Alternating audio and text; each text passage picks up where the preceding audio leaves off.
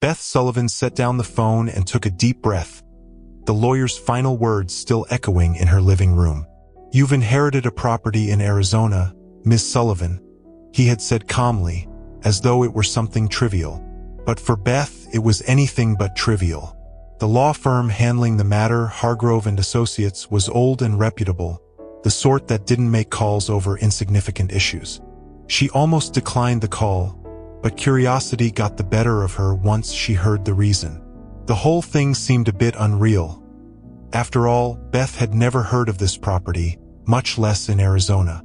Her mother, Rebecca, had passed away more than a decade ago, and her father had never mentioned any family connection to the American Southwest. And with her demanding job as a lawyer in Boston, there was no time or space for mysterious inheritances. Beth was practical and rational by nature. She loved the stable routine of her work, the security of knowing where she was headed. Her life was organized, precise, and she valued that. But suddenly, her world of a rising attorney felt stifling under the weight of this unexpected inheritance. The night before the trip that could change everything, she reviewed the documents the lawyer had sent her. An unfamiliar desert property, located in a town called Quartz Ridge, Arizona, complete with a rundown hotel, all of it now hers. She took a long sip of her coffee, her eyes fixed on the paperwork. None of it made sense. The inheritance had come far too late. Why had her mother never mentioned any of this? Or a hotel of all things? Beth had always thought she knew everything about her mother. A practical, reserved woman who spent her whole life in Boston. This mystery felt completely out of place. She resolved that the trip would be brief. She'd sort everything out and sell the property, then quickly return to her life. The flight to Arizona was long, and the dry heat that hit her upon landing made her regret her choice of heavy clothes. She picked up her rental car and soon was on the road, feeling a strange sensation, as if she were driving straight into a story that wasn't hers. The desert around her, vast and imposing, carried a mysticism she didn't yet understand. After hours on the road, winding through sandy terrain, Beth arrived in Quartz Ridge. The town was smaller than she had imagined. A main street with a few shops, a gas station, a diner, and at the end of the street, a building that stood out. Even from a distance, Beth knew this had to be the hotel. Its grand yet worn structure seemed out of place, a remnant of a bygone era. She parked in front and got out, her eyes full of questions and the feeling that she was walking into an old movie. "So, you're the one holding the secrets?" she murmured to herself, as if the hotel might hear her. Beth climbed the entrance steps with hesitant strides, each step echoing in the silence that cloaked the place like a veil. The lobby still retained traces of a long-lost grandeur. Dusty chandeliers hung from the ceiling, and weathered sofas adorned a living room that, in another time, must have been elegant. The air was heavy, carrying the scent of old wood, and the walls seemed to hold stories, all of it enveloping her in an atmosphere both haunting and intriguing. She stopped in the middle of the lobby, taking in every detail, letting herself be swept up by a mixture of trepidation and curiosity. After all, she had come with one goal in mind, to sell the hotel. But now, as she took in each corner of the space, something inside her resisted. It was as if her mother's presence lingered there, infused in the wood, the walls, the very air. Beth sensed that there was much more to uncover, something her mother had never revealed. She took a step back and sat in an old armchair by a window overlooking the distant dunes, realizing that her orderly life was about to be transformed. Her mother had been practical, dedicated to her life in Boston. But what if she had held secrets, dreams, even a life Beth had never imagined? The hotel seemed to be more than just an inheritance. It was alive, and she knew her journey in Quartz Ridge was only beginning. At that moment, everything felt possible, and for the first time in a long time, Beth was willing to let the mystery guide her. Beth woke up early the next morning, the first rays of sunlight casting shades of orange and red across the desert. A mixture of anxiety and fascination stirred within her, a sensation she couldn't quite recognize, but one that propelled her out of the modest motel room in Quartz Ridge. The small, faded motel, with its dusty windows, had provided the rest she needed after the long journey, but it wasn't enough to ease the restlessness she felt. She walked to the little cafe next to the motel and drank her coffee in silence, staring out the window at the building that was now hers. In the dim morning light, it seemed less abandoned and more solemn, like a relic that had been waiting years for someone to rediscover it. The vast desert sky, an endless shade of blue, contrasted with the rolling horizon of dunes, leaving her with a feeling of vastness and slight unease, as though she were being watched. Determined to uncover more about the place, Beth finished her coffee, took a deep breath, and headed to the hotel. This time, the lobby felt more welcoming, with the first rays of sun filtering through the dusty windows, casting a gentle light across the space. As she ran her hand over the dust-covered reception counter, her fingers brushed an old metal bell. Without thinking, she pressed it, and the sound echoed through the empty hall, breaking the heavy silence. At that moment, the creak of a door made her turn abruptly. A tall man with a weathered appearance and a somewhat stern expression entered through the large wooden doorway. He wore a wide-brimmed hat, and his face was lined from the sun, as though life in the desert had sculpted each wrinkle. He looked at her for a moment, assessing her with his gaze, before giving a faint smile. "You must be Sullivan," he said, his voice low and calm, almost familiar. "The whole town knows you're here." He stepped forward, extending his hand. "I'm Charlie, the sheriff around here." Beth shook his hand, surprised by the warm and unexpected welcome. "Yes, I'm Beth Sullivan. I came to see the hotel." She tried to sound confident, but it was impossible to hide the hesitation in her voice. Charlie nodded, his gaze sweeping over the lobby with the look of someone who knew every detail of the place. "Your grandfather built this hotel? Did you know that?" he remarked, a faint gleam in his eyes. "Back then, it was the most famous spot in the area.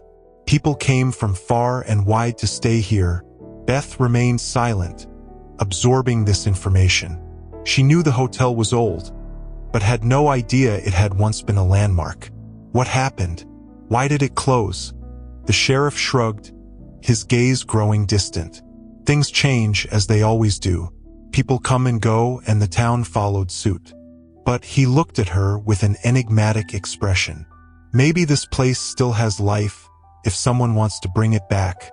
His words sparked an unexpected curiosity in Beth. What did he know about the hotel? And why did he seem to think she had a special role there? She said goodbye to Charlie and climbed the stairs, determined to explore the second floor. What she discovered was intriguing. The rooms seemed frozen in time, as if the last guests had left only days before. Faded velvet chairs and dusty paintings adorned the walls. Each room seemed to tell a story, an untouched memory lingering in the air, bearing the weight of everything the place had once been. When she returned downstairs, she found a woman with graying hair and an intense gaze waiting outside. The woman looked at Beth as though she had known her for years. "You're Rebecca's daughter, aren't you?" the woman asked, her voice direct but not unkind. "Yes, I am," Beth replied, surprised. "And you are?" "Mia," said the woman, her face softening into an almost affectionate smile. "I knew your mother well. She was a remarkable woman, you know?" Beth nodded, at a loss for words. The idea of her mother as a remarkable and mysterious woman was new to her, someone she had always known as reserved. Why had Rebecca never mentioned this hotel or the people from this town? Mia kept her gaze, now filled with something almost mystical.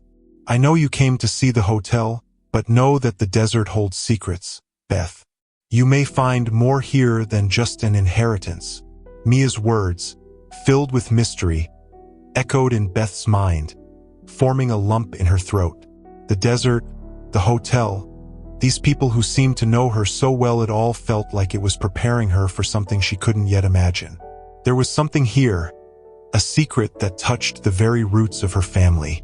As she returned to the hotel, she felt that her quick trip to sell the place was growing less and less likely. For the first time, the thought of staying and exploring this legacy sparked a real, irresistible curiosity within her. Beth returned to the motel that night, her mind buzzing with unanswered questions. Her conversations with Charlie and Mia had sown more doubts than certainties, and now an urgent curiosity gnawed at her. It was as if there was a piece of her family's history, a crucial part that everyone here seemed to know, except her.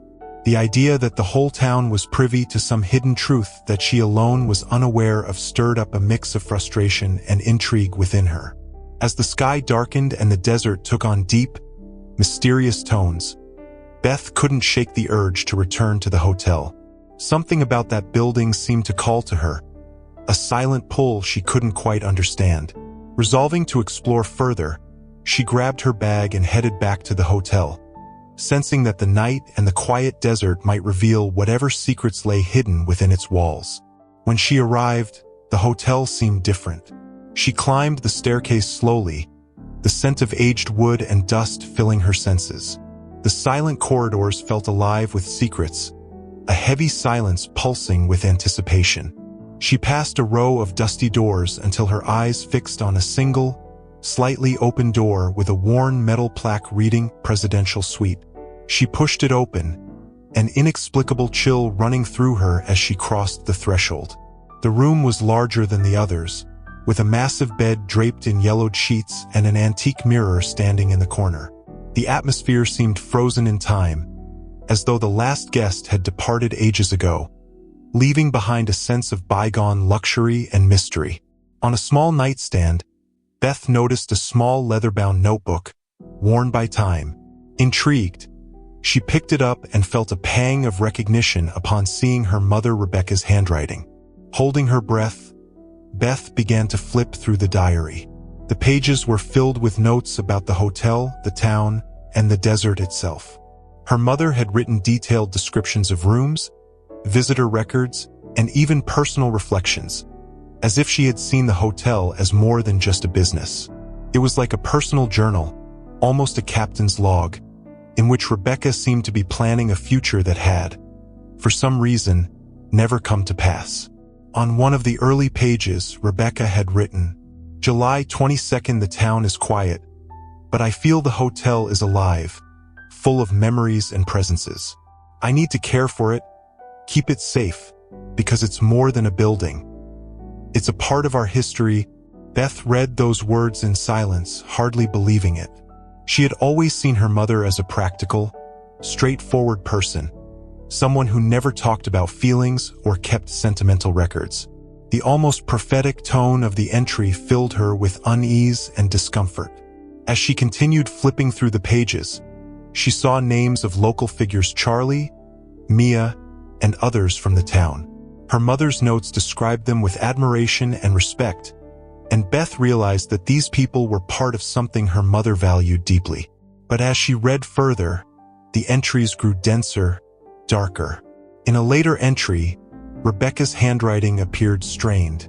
October 15th, I received another anonymous letter today. They say they know about the hotel and the secrets it holds. They're getting closer. Will Beth ever understand what the hotel truly means? A chill ran down Beth's spine, and she closed the diary firmly. Who had sent those letters? And what had her mother wanted her to understand about the hotel? The phrase, "the secrets it holds," echoed in her mind, stirring a mix of fear and fascination. She looked out at the desert through the window, now shrouded in darkness, and felt an eerie sense that the land knew more about her family than she ever would. Suddenly aware of the weight of the diary in her hands, she carefully tucked it into her bag, recognizing that this small object held a powerful connection to her mother's past and perhaps her own. Leaving the suite, she closed the door behind her and walked down the empty corridors, her footsteps reverberating in the unsettling quiet. As she exited, she felt a presence in the hallway, as if she were being watched.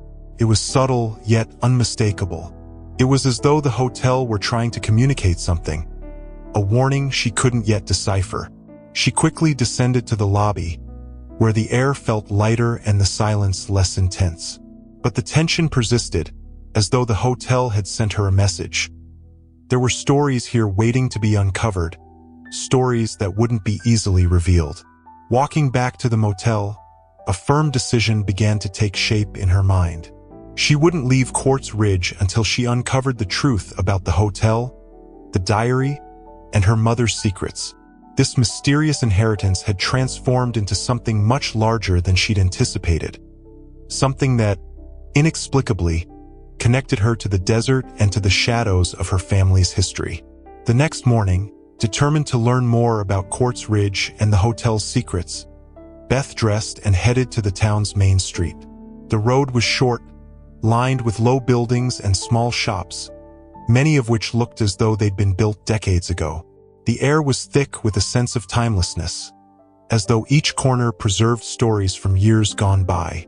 As she walked, the scent of fresh coffee and baked bread led her to a cozy cafe called Mabel's Cafe. The place was warm and inviting, with simple yet welcoming decor, and it was busier than she'd expected for such a small town. Glancing around, Beth recognized a few faces she'd seen the day before, including Charlie and Mia, sitting in a corner, engaged in animated conversation. When they noticed her, they paused and waved her over. "Well, look who decided to visit us again," Charlie greeted with a broad, friendly smile. Beth hesitated, not wanting to intrude, but Mia pulled a chair over beside her and gestured warmly. "Sit down, dear. Tell us what you think of the hotel." Taking a seat, Beth looked at the two of them, noting a shared understanding between them, as if they knew what she was feeling. "The hotel is interesting," she said, choosing her words carefully. The experience of last night with her mother's diary still lingered in her mind. "I found a journal my mother left behind in one of the rooms. She seemed to have had plans for the place, but she never mentioned any of it to me." Mia and Charlie exchanged a silent look, a mixture of nostalgia and concern. Mia was the first to respond. "Rebecca always believed the hotel was special. She spoke about it like it had a soul of its own. For many of us here, it was a living legend, something unique." Beth leaned in, intrigued. "But what kind of legend?" "My mother was always practical, reserved. I can't imagine her thinking that way about a hotel." Charlie cleared his throat and took a sip of coffee before replying. "In your mother's time, the hotel attracted visitors from all over the country. There was a belief that the air in the hotel had healing properties, that the desert around it held a special energy. Rebecca believed that the hotel contained something valuable, something worth preserving." Beth tried to process what she was hearing. Though the idea fascinated her, it didn't make sense that Rebecca had never shared any of this. "And what about the threatening letters she mentioned in her journal? Does anyone know anything about that?" The question slipped out, her voice unconsciously carrying a tone of worry.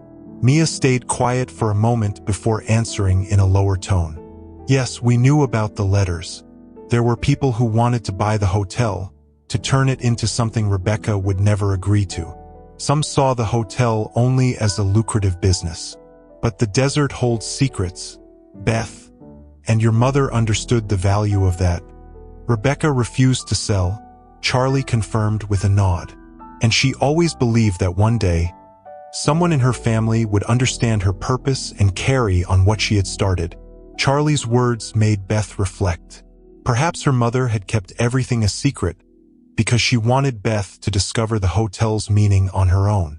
The thought brought her a strange comfort, almost as if Rebecca were still by her side, guiding her through this mystery. Just then, an elderly woman with a gentle smile approached their table. "So, you're Rebecca's daughter? The whole town's been talking about your arrival," she said with a glimmer in her eyes. "I'm Mabel, the owner of the cafe. Your mother was a regular. She always sat over there in the corner, where she could look out the window at the hotel." Beth smiled, feeling a blend of melancholy and gratitude, picturing her mother sitting there, gazing at the hotel with the same curiosity she felt now. She imagined that Rebecca had spent countless hours contemplating things she'd never revealed to anyone, and the image filled her with an unexpected sense of connection. "Thank you, Mabel," Beth replied softly. "I think I'll follow her example and watch the hotel from here for a while. Maybe I'll understand what she saw." Mabel nodded, still smiling. "Perhaps the hotel will end up telling you the answers." With her heart both lighter and more burdened with questions, Beth left the cafe. Though her mind was still buzzing with mysteries, she was beginning to feel that each step was bringing her closer to understanding. The hotel's mystery was now hers to unravel, and the desert, with its stories and secrets, seemed to be waiting to reveal what truly lay within those old walls. As she crossed the street back toward the hotel, Quartz Ridge took on new meaning. It was more than a place. It was the stage for a story that had been waiting for her for a long time. Beth spent the day exploring the hotel and its surroundings, searching for a lost connection. Every hallway and room seemed to hold echoes of the past, murmuring old stories. By late afternoon, the desert sun cast a warm, golden light over the hotel, creating dramatic shadows that danced on the aging walls.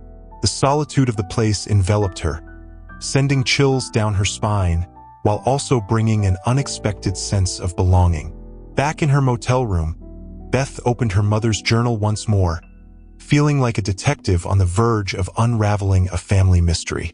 The pages had faded over the years, but Rebecca's words still jumped out at her with an almost prophetic clarity. In one entry, Rebecca described deep friendships in Quartz Ridge, especially with Mia and Charlie. Beth began to realize that these two were not just part of her mother's life but part of the hotel's very history and legacy. Rebecca mentioned Mia repeatedly, calling her my rock, and referred to Charlie as the silent protector. Beth started to see these new acquaintances differently, recognizing there was something far deeper in their connection to this place. It was as if they were silent guardians, charged with preserving not only the hotel but also the meaning it carried. As Beth flipped through the journal, a soft knock on her door pulled her back to the present. When she opened it, she found Mia standing there, her expression a mix of urgency and nostalgia. Beth invited her in, and Mia settled into the worn armchair, regarding her with an enigmatic, kind gaze. "I figured you'd still be awake, poring over Rebecca's journal," Mia said with a sad smile. "Rebecca always believed someone would return to the hotel one day. But I confess, I never thought it would be you, Beth." Beth looked at her, intrigued. "What do you mean by someone would return? My mother never mentioned the hotel to me, nor Quartz Ridge. It feels like everyone else knows this place, except for me." Mia sighed deeply, her gaze drifting toward the desert stretching out into the horizon. "Your mother was private, but always generous and idealistic. When she came here, she was young, full of plans to make the hotel something more meaningful than a business. She believed the hotel could be part of a healing tradition, a place where people would find not just rest, but hope." Beth absorbed every word, surprised by the mystical view her mother had held of the hotel. She mentioned something about the desert having magical qualities, but I never thought she really meant it. Rebecca was practical, but the desert does something to people, a kind of magic that you don't see but feel, Mia continued. Rebecca believed this place had special value, something she wanted to protect. But not everyone understood, and some only saw the hotel as an opportunity for other uses. People who didn't share her dream and who wanted to exploit it even if it meant destroying everything the hotel represented. Beth remembered the threats her mother had mentioned in the journal. "Those letters my mother mentioned, were they from those people?" Mia nodded, her eyes narrowing slightly, revealing a shadow of pain. "Yes, the letters were from people who wanted to turn the hotel into something else entirely. Your grandfather, who started all this, also believed in the hotel's value as a special place, but the disputes over its future wore him down. After his death, Rebecca took up the fight, but the threats and pressure were a heavy burden on her too." Beth felt a pang in her chest at the mention of her grandfather. She knew little about him and had never connected with his story. Now, listening to Mia's words, she began to understand the weight of that family mission. The hotel was more than a property. It was a legacy, a commitment to preserve something rare and meaningful. So, the hotel, it's almost a family mission, Beth murmured, almost to herself. And now, it's all in my hands, but I don't know what to do with it. Mia took her hand and squeezed it firmly. You're not alone, Beth. Charlie and I, we stood by your mother until the end, and we'll be here to help you too. But first, you must understand that the hotel is more than a building. It's a promise, a commitment to offer people a place of peace, of renewal, something most have long lost.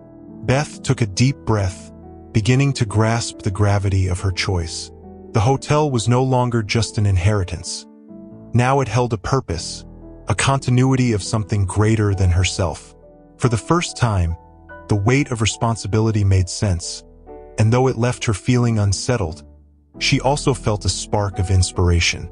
Thank you, Mia, she said with an emotional smile. I don't know what the future holds yet, but now I know I have you to guide me. Mia smiled back, and as they said goodnight, Beth returned to her mother's journal. She felt more determined than ever to honor what Rebecca had begun. Something in the hotel was calling her to uncover a part of herself, a truth that was there waiting to be revealed. More than a forgotten building, the hotel now seemed almost alive, and Beth sensed that her fate was finally intertwining with its own. Beth returned to the hotel with newfound resolve. The more she explored and uncovered, the better she understood her mother's and grandfather's desire to protect this place. They had fought for something deeper than she had ever imagined. Now, Beth felt ready to continue what they had started, to uncover whatever else the hotel had yet to reveal. As she ascended the grand staircase, the echo of her footsteps filled the silent hall, casting a suspenseful atmosphere over the place. The morning sun streamed through the windows, illuminating the interior with a soft, golden light that deepened the mystery within the shadows of the old building. On the second floor, Beth walked along the worn-out corridors lined with closed doors. At the end of one hallway, she noticed a slightly open door that caught her attention. It led to an old storage room. Inside, shelves were piled with dusty boxes and old belongings that seemed untouched for years. Curiosity took hold, as if she knew something important was waiting, hidden in that forgotten room. She started opening the boxes one by one, examining their contents carefully. The first box held old documents, expense notes, room reservations, and letters. Her grandfather's handwriting appeared on many of these papers, documenting the daily operations of the hotel along with his reflections on the desert's impact on its guests. On one page, he had jotted down something intriguing. People feel an inexplicable peace here, something I can't fully understand myself. The desert has a healing effect on all who touch it. Beth carefully set the document aside and moved to another box, finding personal belongings. Black and white photographs of smiling guests and staff members, faces unknown to her, but that had once filled the hotel with life. One photograph, however, stood out. An old picture of her mother, young and laughing beside Mia and Sheriff Charlie. Rebecca looked happy, more relaxed than Beth had ever seen her. Beth held the photo gently, trying to imagine what life in Quartz Ridge had meant to her mother, an entire chapter of her past that Beth had never known. As she continued digging, Beth came across a small wooden box with an old copper key. The metal gleamed under the light, as if waiting to be found. Feeling that this key held a story of its own, Beth tucked it into her pocket, determined to find out what it might unlock. In the corner of the room, she noticed a large, sturdy trunk with a copper lock that seemed to match the key she'd just found. Her heart raced as she fit the key into the lock and turned it with slightly trembling hands. As she opened the trunk, the scent of aged wood and a faint floral fragrance wafted out. Inside, she found a collection of letters, all addressed to her mother and written by her grandfather. Most of them were filled with paternal advice and tender sentiments, But one letter in particular caught her attention. Its tone was different, urgent, almost a warning. "Rebecca, this place has a purpose greater than we can fully comprehend. There are those who know this and will try to take what we've built. Never allow the hotel to fall into the wrong hands. Protect it so that it may continue to protect all who need it." A chill ran through Beth. There was indeed something unique about this hotel, something her family had nurtured and safeguarded for decades. But why all the secrecy? What made it so special in her grandfather's and mother's eyes? Mia's words about the hotel being a promise echoed in her mind, giving new weight to this mission. What did that truly mean? Was the hotel's purpose something far beyond being just a building? Beth felt she was beginning to understand, though there was still much she hadn't uncovered. As she looked around, the storage room seemed to hum with an ancient energy, as if the place were trying to tell her something. Every object and document felt like a clue, fragments of a story she was only starting to piece together. In that moment, Beth felt an odd sense of her mother's presence, as though Rebecca were there, watching her with pride and hope. She tucked the letter into her pocket along with the key, feeling accompanied by this invisible bond that tied her to the past. Finally, she rose and left the room, determined to honor her family's legacy. As she descended the stairs, the sound of her footsteps blended with the wind whistling through the windows, as if the desert itself whispered secrets long forgotten. When she stepped outside and took in the vastness of the desert, she knew she had only scratched the surface of what remained to be discovered. At that moment, Beth understood that the path ahead would be long and the challenges great, but she was prepared to face each one. The hotel and everything it represented were now a part of her, and she pledged, right then, to protect and reveal the purpose her mother and grandfather had cherished so dearly. Each new day, Beth dedicated herself to learning more about the stories and legends surrounding the hotel. Every conversation with the people of Quartz Ridge seemed to bring her closer to something deep and hidden, a connection between the hotel and the desert that she still didn't fully understand. Determined to discover more, Beth decided to visit Mabel's cafe again, where many of the town's elders gathered to exchange memories and share their wisdom. As she entered, the chime of the door caught the attention of a group of seniors, who greeted her with friendly nods. Mabel, always warm, brought a cup of coffee to her table and, with a welcoming gesture, invited her to join them. "So, you're old John Sullivan's granddaughter," said Walter, a man with a shrewd expression and curious eyes. "I hear you're trying to uncover the mysteries of the hotel." Beth smiled, giving a slight nod. "Yes, I found some old documents and photos of my mother and grandfather. It seems they viewed the hotel in a unique way, as if it was more than just a business." Walter exchanged a look with the others, his eyes gleaming as if they had been waiting for this moment.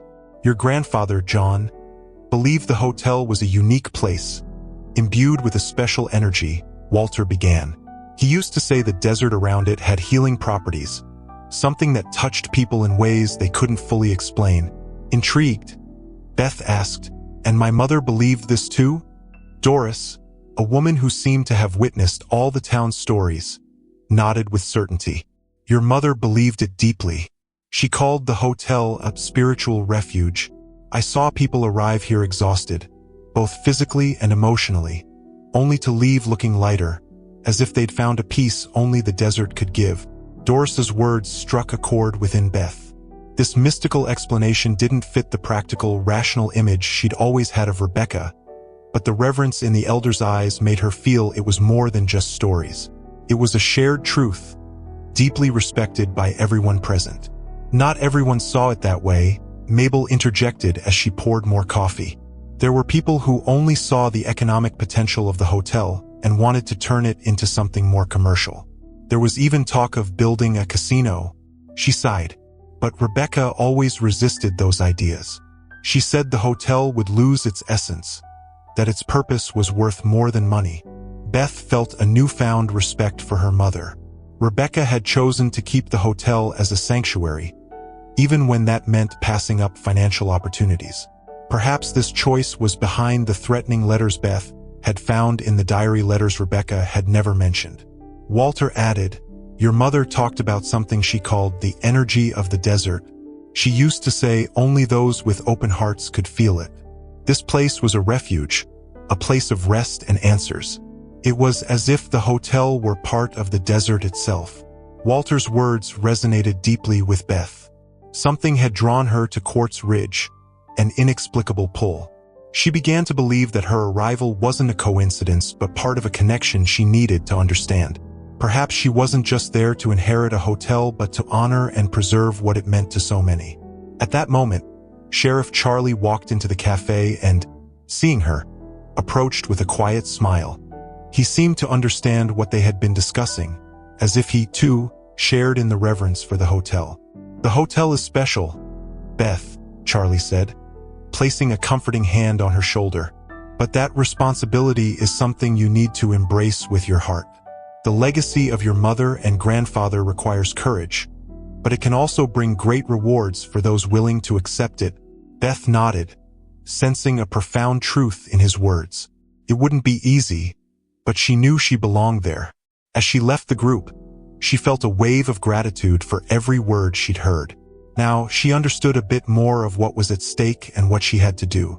Walking back to the hotel, Beth felt the desert around her as a living presence, whispering ancient, profound secrets. Perhaps these stories were more than just legends. Perhaps they were signs, guiding her toward a truth that still awaited discovery. After hearing so many stories about the hotel, Beth decided it was time to explore the place in a deeper, more courageous way. She was familiar with the rooms and the lobby, but had a sense that the oldest and most important secrets were hidden in areas no one had visited for decades. That afternoon, equipped with a flashlight and a determined spirit, she descended the creaky staircase leading to the hotel's basement, a place she had avoided since her arrival. The ancient steps groaned underfoot, almost as if the hotel itself was warning her not to proceed. The air was thick and dense, laced with the scent of aged wood and something metallic, evoking a long-forgotten past. The basement was cluttered with old boxes, furniture draped in sheets, and small decorative items. Beth lifted a cloth from a chair, which released a cloud of dust, lending the space an even more abandoned feel. Beside the chair, she noticed a low table with a dusty photo album, and, curious, she began to flip through it. The photos captured an era of prosperity. Happy guests, lively gatherings in the lobby, events that, decades ago, had breathed life into the hotel. In one of the images, Beth recognized her grandfather John beside a woman who appeared to be her grandmother. Both wore expressions of contentment, proud smiles that suggested the hotel was part of them. Turning the page, she found a photo of her mother as a young girl, running through the desert with the hotel in the background, stirring a bittersweet sense of nostalgia. It was as if she were finally seeing the joyful, carefree side of Rebecca, something she had never personally known. As she continued her search, Beth noticed a partially hidden door, slightly ajar, obscured by wooden shelves. With some effort, she shifted the shelves aside and opened the door, which creaked as it gave way. The small, dark room inside felt almost untouched. In the center stood a table strewn with maps and journals, drawing her in. Picking up the first journal, Beth discovered it was filled with her grandfather John's notes. He described excursions and explorations he had made around the hotel and in the desert, where he marked specific spots with special energies. He noted rock formations he considered sacred and certain times of day when the desert seemed to vibrate in a unique way. One entry made Beth catch her breath. "There's something inexplicable in this desert, an invisible energy that few can sense, but I know it's there. This hotel must be a safe place where people can connect with this force. Rebecca will have to understand this someday." Her grandfather's words carried a weight and conviction that sent a chill through her. To him, the hotel was more than just a business, it was a sanctuary, a mission to be carried on from generation to generation. Beth, who had once thought about selling the place, began to see it all differently. What did he mean by connecting with this force? And what did the hotel truly represent? Continuing to examine the room, She found a small leather pouch containing several vibrantly colored stones in unusual shapes. Each stone seemed to catch the light in a subtle way, as if they held an energy of their own. Touching the stones, Beth felt a faint shiver, as though something within her was awakening. Her grandfather's notes described the stones as energy channels, collected from specific points in the desert. He believed they held something powerful, perhaps even mystical. With the journal and stones in hand, Beth returned upstairs, her mind brimming with questions and theories. The stories she had heard from the people of Quartz Ridge and her grandfather's records were starting to align like pieces of a puzzle. It was as if everything was pointing her towards a larger truth she had yet to grasp. That night, she left the hotel and wandered to the edges of the property, where the desert stretched silent beneath a star-filled sky. Holding one of her grandfather's stones, she looked up at the stars and felt an inexplicable peace. She was alone, yet connected to something much greater, as if the desert itself were there to offer her answers and protection. Beth realized then that her grandfather's and mother's beliefs extended beyond mere devotion to the hotel. They were part of a legacy that transcended time and the constraints of the physical world. Under the stars, she promised herself she would uncover what this place truly meant to her family and to the desert itself. With each stone and journal, she would seek out the truth and would do everything to honor the past entrusted to her. She felt that her grandfather and mother had prepared everything so that she would be exactly where she was, ready to unravel the secrets of Quartz Ridge. With the feeling that the layers of the past hovered like shadows within the hotel, Beth prepared herself to understand more about who had truly threatened her mother and grandfather. This question, as old as the hotel's walls, seemed increasingly complex, but she knew she needed to face it. At sunset, Beth made her way to the sheriff's small office, where Charlie waited for a clarifying conversation. The space exuded the essence of Quartz Ridge: dark wood furniture, the aroma of fresh coffee, and old photos hanging on the walls. In some of the photos, Beth recognized her mother, her grandfather, and, in one image, a young Rebecca smiling beside Charlie and other local residents. "These are our memories of Quartz Ridge," Charlie said as he poured Beth a cup of coffee. "The hotel has always been a symbol, but it's also been the target of less noble ambitions." Sensing the tension deepen, Beth decided to be direct. "My mother mentioned receiving threats, letters that implied she should abandon the hotel. Do you know who might have sent those letters?" Charlie's brow furrowed, and his expression reflected a struggle between duty and loyalty to Rebecca's memory. Rebecca faced a very determined type of opposition. Outsiders wanted to transform the hotel into a tourist attraction, maybe even a casino. The allure of revitalizing the place with the promise of money and fame drew them in. But Rebecca, well, she knew it would destroy the hotel's purpose. Beth let out a sigh. The notion of a casino seemed absurd and reductive when weighed against the emotional and symbolic value of the place. "Are these businessmen still around?" Charlie paused, something in his gaze suggesting the complexity of the answer. "It's not that simple, Beth. Some of those investors have deep roots and a network of influence that reaches beyond this town. Though your mother resisted, there are rumors they still hold some interest." Beth's worry grew. If these interests persisted, she might become their next target. On the way back to the hotel, her mind buzzed with questions.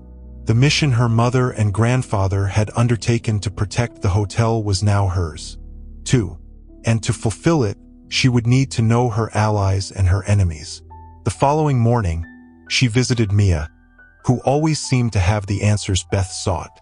After voicing her concerns, Mia confirmed what Charlie had said, but offered more nuance. Rebecca had allies and received support from investors who shared her values. But there were also those who sought to corrupt the place. "It's true, Beth, your mother turned down numerous offers, some generous enough to solve all our troubles. She knew that by accepting, the hotel would lose its soul." Mia's words resonated with Beth, but she knew she needed to gather her strength for what might come. Still, As she returned to the hotel, she decided to set aside concerns about future threats and focus on the mysteries and legacy at hand. Later that evening, as she organized the old documents, she came across a hand-drawn floor plan of the hotel by her grandfather. One of the notations marked a main storage room, something she hadn't noticed before. The room was drawn as a considerably larger space than she'd imagined, and next to it, a small note mentioned a hidden entrance. Beth felt a mix of anxiety and determination. Grabbing the copper key she'd found days earlier, she decided to investigate this mysterious part of the hotel. Each step towards the room brought a heightened sense of anticipation. Upon reaching the door, she inserted the key and heard the click of an ancient lock mechanism. The sound echoed through the empty corridor, and Beth took a deep breath before opening the door. It felt as if she were crossing into an ancient story, stepping into a chapter her mother and grandfather had left behind specifically for her. The key turned with a soft click, and the main storage door creaked open slowly. The echo of the rusty hinges carried down the empty hallway, and Beth, flashlight in hand, took a deep breath, sensing the dense, stale air in the room. The space held a heavy silence, as though no one had dared to cross its threshold for years. As Beth swept the room with her flashlight, she realized it looked like a hidden office, a repository of memories and secrets. The walls were lined with shelves packed with dusty books, and in the center stood a solid wooden desk covered in aged documents and carefully arranged artifacts, almost like puzzle pieces awaiting her discovery. Every detail seemed deliberately left behind, as though someone intended for her to find something important here. She approached the desk, her eyes scanning the papers. Detailed desert maps lay spread out, depicting Quartz Ridge and its surroundings. Several spots were marked in red ink, some with handwritten notes. One note, written in her grandfather's handwriting, read, "Energy lines? Convergence points." She folded the map, tucking it into her pocket, sensing that these marks signaled something profound. Beside her lay a leather-bound journal with her grandfather John's name embossed on the cover. Each page contained meticulous records of his desert expeditions and reflections on the hotel's purpose. On one page, he had written, "This hotel is not just a refuge. It's a portal, a guardian of secrets that few can comprehend. There is a powerful force in this land. Our family has a duty to protect it." His words struck Beth deeply, stirring both fascination and trepidation. Her grandfather seemed to believe the hotel was more than a building. It was a connection to invisible forces that drew in both those seeking healing and those craving power. And her mother, Rebecca, had taken on this legacy. Now it fell to her. In the back of the room, something caught her eye. An old safe, partially hidden behind a stack of books. The lock looked damaged, as if someone had tried to force it open, but the door was slightly ajar. Inside, Beth found a cloth bag, heavy and filled with something that glimmered. When she opened the bag, she saw several vibrant stones, each with unique patterns. Some radiated a faint glow, almost as if they were alive. The stones looked familiar yet carried an air of mystery. Beth remembered an entry in her mother's journal about the family secret kept safe. Could these seemingly precious stones be the secret her mother had protected? And if so, why did they look so unique? Beth was about to close the bag when a slip of paper beneath the stones caught her eye. She picked it up, recognizing her mother's careful handwriting. These stones are much more than minerals. They are tied to the energy of this place, connected to the desert itself. Many believe they can heal, others that they grant power, but there are risks in using them. That's why they must stay hidden, protected. This secret cannot fall into the wrong hands. Beth stood still, absorbing the weight of these words. Her mother knew the power of these stones and, by all accounts, had dedicated her life to keeping them out of the hands of those who sought to misuse them. This was a heavy burden, one that Beth would now have to carry. As she touched one of the stones, she felt a gentle warmth in her palm, as if she herself was connecting with the desert. Suddenly, an idea occurred to her. The convergence points marked on the maps might relate to the stones. What if these specific locations in the desert amplified the stone's power? Could it be possible that these stones, placed at strategic points, could unlock access to even deeper secrets? As she processed this thought, she heard soft footsteps approaching from the hallway. Beth froze, her heart racing. Was it Charlie? Or someone from town who had discovered her presence here? Or worse, one of the shadowy figures Charlie and Mia had mentioned? Before she could decide what to do, the room's light flickered and went out, plunging her into darkness. She clutched the flashlight against her chest, her pulse pounding. She stood motionless for a moment, straining to hear beyond the silence. After a few seconds, the light returned, but the feeling of tension remained. Beth knew she needed to be cautious. The presence of someone in the hallway could not be ignored, and now the desert and the hotel felt like a maze full of secrets, both hers and those of others she had yet to uncover. Leaving the room, Beth felt as though she was crossing an invisible line, one from which there would be no turning back. Now, she would have to protect the family legacy and find answers in the desert. Before she left, she took the bag with the stones and the maps, locking the door behind her and resolved to move forward. At dawn the next day, she dressed in light clothing, filled her backpack with water, maps, and a few of the glowing stones. With a determined mind to explore the convergence points, she set off toward the desert, where she believed the oldest secrets awaited her. The sky was clear, the air still cool. As she moved forward, Beth felt an odd energy emanating from the ground, something almost impossible to describe, as though the desert was awaiting her footsteps. The deep silence surrounded her, broken only by the faint rustling of the wind over the dunes. Each step seemed to take her farther from civilization and closer to the unknown until she finally stopped at a spot marked on the map.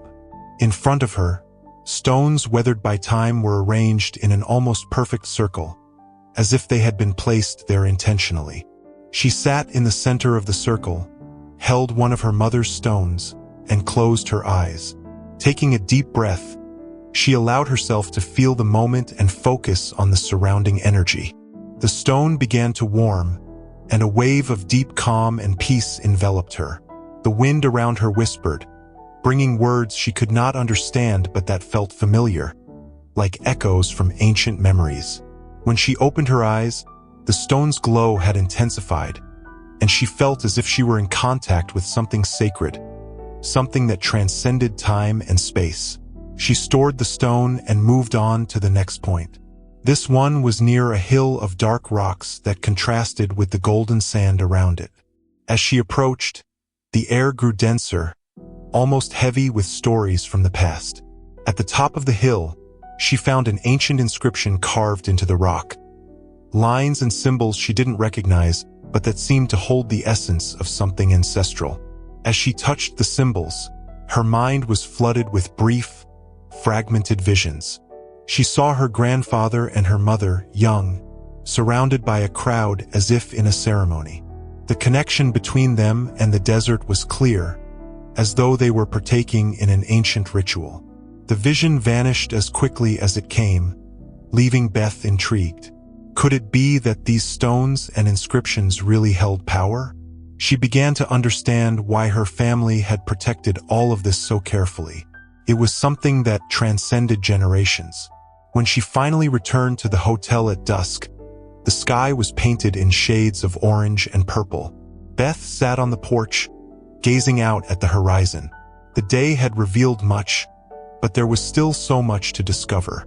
She knew this journey had only just begun, and her role here was not just as an heir but as a guardian. As she stood up and walked into the hotel, an unexpected peace washed over her. With a final look at the desert glowing in the gentle light of dusk, she murmured to herself, "I'm ready for whatever comes." Beth woke up the next morning with a renewed sense of purpose, her heart pulsing with determination. Her grandfather's maps marked convergence points that called to her, fragments of an ancient enigma. Beth knew that these places held answers about the mysterious stones and the role the hotel seemed to play in something far greater and deeply hidden beneath the desert sands. With a backpack filled with water, a flashlight, the map, and the stones glowing with ancestral energy, Beth set off toward the vast, silent desert surrounding Quartz Ridge. As the sun rose, painting the horizon with golden hues, the warmth of the sand seemed to amplify an almost tangible vibration, a hidden energy accompanying her with each step. She could feel something, a kind of pulsing current, as though the earth itself held a vital secret, waiting to be revealed. She stopped at the first convergence point marked on the map. The spot was adorned with small stones arranged in an almost perfect circle, and Beth felt a chill upon noticing how carefully each stone seemed placed, as if it held some deliberate, almost ritualistic purpose. Sitting in the circle's center, Beth held one of her mother's stones and closed her eyes, seeking a connection, a sign that could guide her. And then it happened. A gentle warmth radiated from the stone in her hand, spreading throughout her body as the wind around her began to whisper, swirling softly. With her eyes closed, Beth felt herself embraced by something vast and familiar, as though the land were offering her a silent welcome. The stone in her hand began to glow with a serene intensity, and a fragment of vision filled her mind. Ancient figures walked through the desert, carrying similar stones, guided by the light of an eternal flame. Her heart still racing, Beth opened her eyes and put the stone away, feeling as though every moment spent in that circle was a key to a larger mystery. She continued to the next location, further away and near a hill of dark rocks that contrasted sharply with the warm, golden sand around it. As she climbed the hill, the air grew thicker, almost saturated with the weight of memories and stories that filled the place. At the top, she found an inscription carved into the rock. Lines and symbols she didn't recognize told a story that seemed ancient, as though they were a message left from another time. Beth ran her fingers across the rough surface of the rock, and a subtle tingling ran up her arm, as if the past itself were trying to communicate. Instinctively, she pulled out one of the stones her mother had kept and closed her eyes, letting herself be carried away by the energy in that space. This time, the vision that struck her was even more vivid. Fragments of images floated through her mind, and she saw her grandfather as a young man, standing on the hill surrounded by people. They were all gathered around a fire, and he held a stone identical to hers. The word ritual echoed in her mind, as though it were part of a connection between the desert and the forces that guarded Quartz Ridge. Amid the scene, a familiar face appeared. Her mother, eyes closed and a reverent expression, in a state of communion with something deep and greater than herself. The vision faded, leaving Beth astonished but filled with wonder. She descended the hill in contemplative silence, feeling the desert around her expand like a tapestry of ancient secrets. As she gazed out over the vastness of the desert, she felt small yet essential to a purpose that spanned generations. There, she realized that the hotel was more than just a building made of brick and memory. It was a vital piece of a much larger legacy, a bridge between those who had come before and those yet to come. When she finally returned to the hotel, the sun was beginning to set, painting the sky in shades of orange and purple. Beth sat on the veranda, taking in every detail of the day she had lived. She knew there was still much to discover and protect, yet she felt at peace, as though she had found her place in the complex history of Quartz Ridge. Standing on the veranda, feeling the gentle evening breeze, Beth looked out at the desert stretched before her, and with a determined smile, murmured, "I'm ready." At dawn, Beth woke up with her mind brimming with questions. The weight of what she had discovered over the past few days was becoming more than she'd ever imagined, and her curiosity about her family's mission grew stronger. She knew that if she wanted to understand the secrets of the hotel and the forces of the desert, she would need to delve into the stories that the older residents of Quartz Ridge knew so well. She headed to Mabel's Cafe, where Walter and the other elder townsfolk always gathered. Upon entering, The soft murmur of conversation paused briefly as everyone looked her way, as though they'd been waiting for Beth to finally join them. She approached, feeling the weight of curious, knowing gazes on her, and sat beside Walter, who seemed to understand what had brought her there. "I've been exploring the desert," Beth began, her voice steady but revealing her intrigue. "I found stones that seemed alive, and places my grandfather marked as points of convergence. I don't understand it all yet, but I feel that these places hold a greater meaning." Walter nodded, exchanging glances with the others, as if they all shared an ancestral story. "Your grandfather always said the desert held things beyond common understanding," he responded with respect in his tone. John believed those convergence points were places where Earth's energy emerged, where past and present were connected. Doris, a woman with bright eyes and a gentle voice, added, "It's not something easily explained with words, Beth. Some of us believe the desert chooses who can feel its force. Your mother, Rebecca, was one of those people, and it seems you are too." Doris's words brought a mix of pride and discomfort to Beth. Knowing that her mother and grandfather had somehow prepared her for this deeper purpose made her wonder why Rebecca had never shared it with her. "But why didn't my mother ever tell me about any of this?" she asked, a hint of hurt in her voice. "If she knew I would need to protect this place, why didn't she prepare me?" Walter looked at her with compassion, lowering his voice as if sharing a guarded truth. "Rebecca knew that the hotel would call to you when the time was right. I believe she wanted to protect you until you were ready. It's not something you can simply impose on someone. This place, Beth, has a way of awakening people when they're prepared." Those words resonated with Beth in an unexpected way. The hotel had called to her mother and grandfather, and now it was calling to her, guiding her through the mysteries of the desert and the stones that carried so much meaning. When Doris placed a gentle hand on her shoulder, Beth felt the connection between these people and her family's mission, not an isolated duty, but an intricate web woven over generations. Beth looked around, gathering courage to ask the question that had haunted her from the start. "And what about the people who tried to buy the hotel? The threatening letters? Did my mother know what they wanted?" Walter exchanged a grim look with the others before speaking carefully. Rebecca was very cautious. She knew that those interested in the hotel weren't interested in it as a simple property.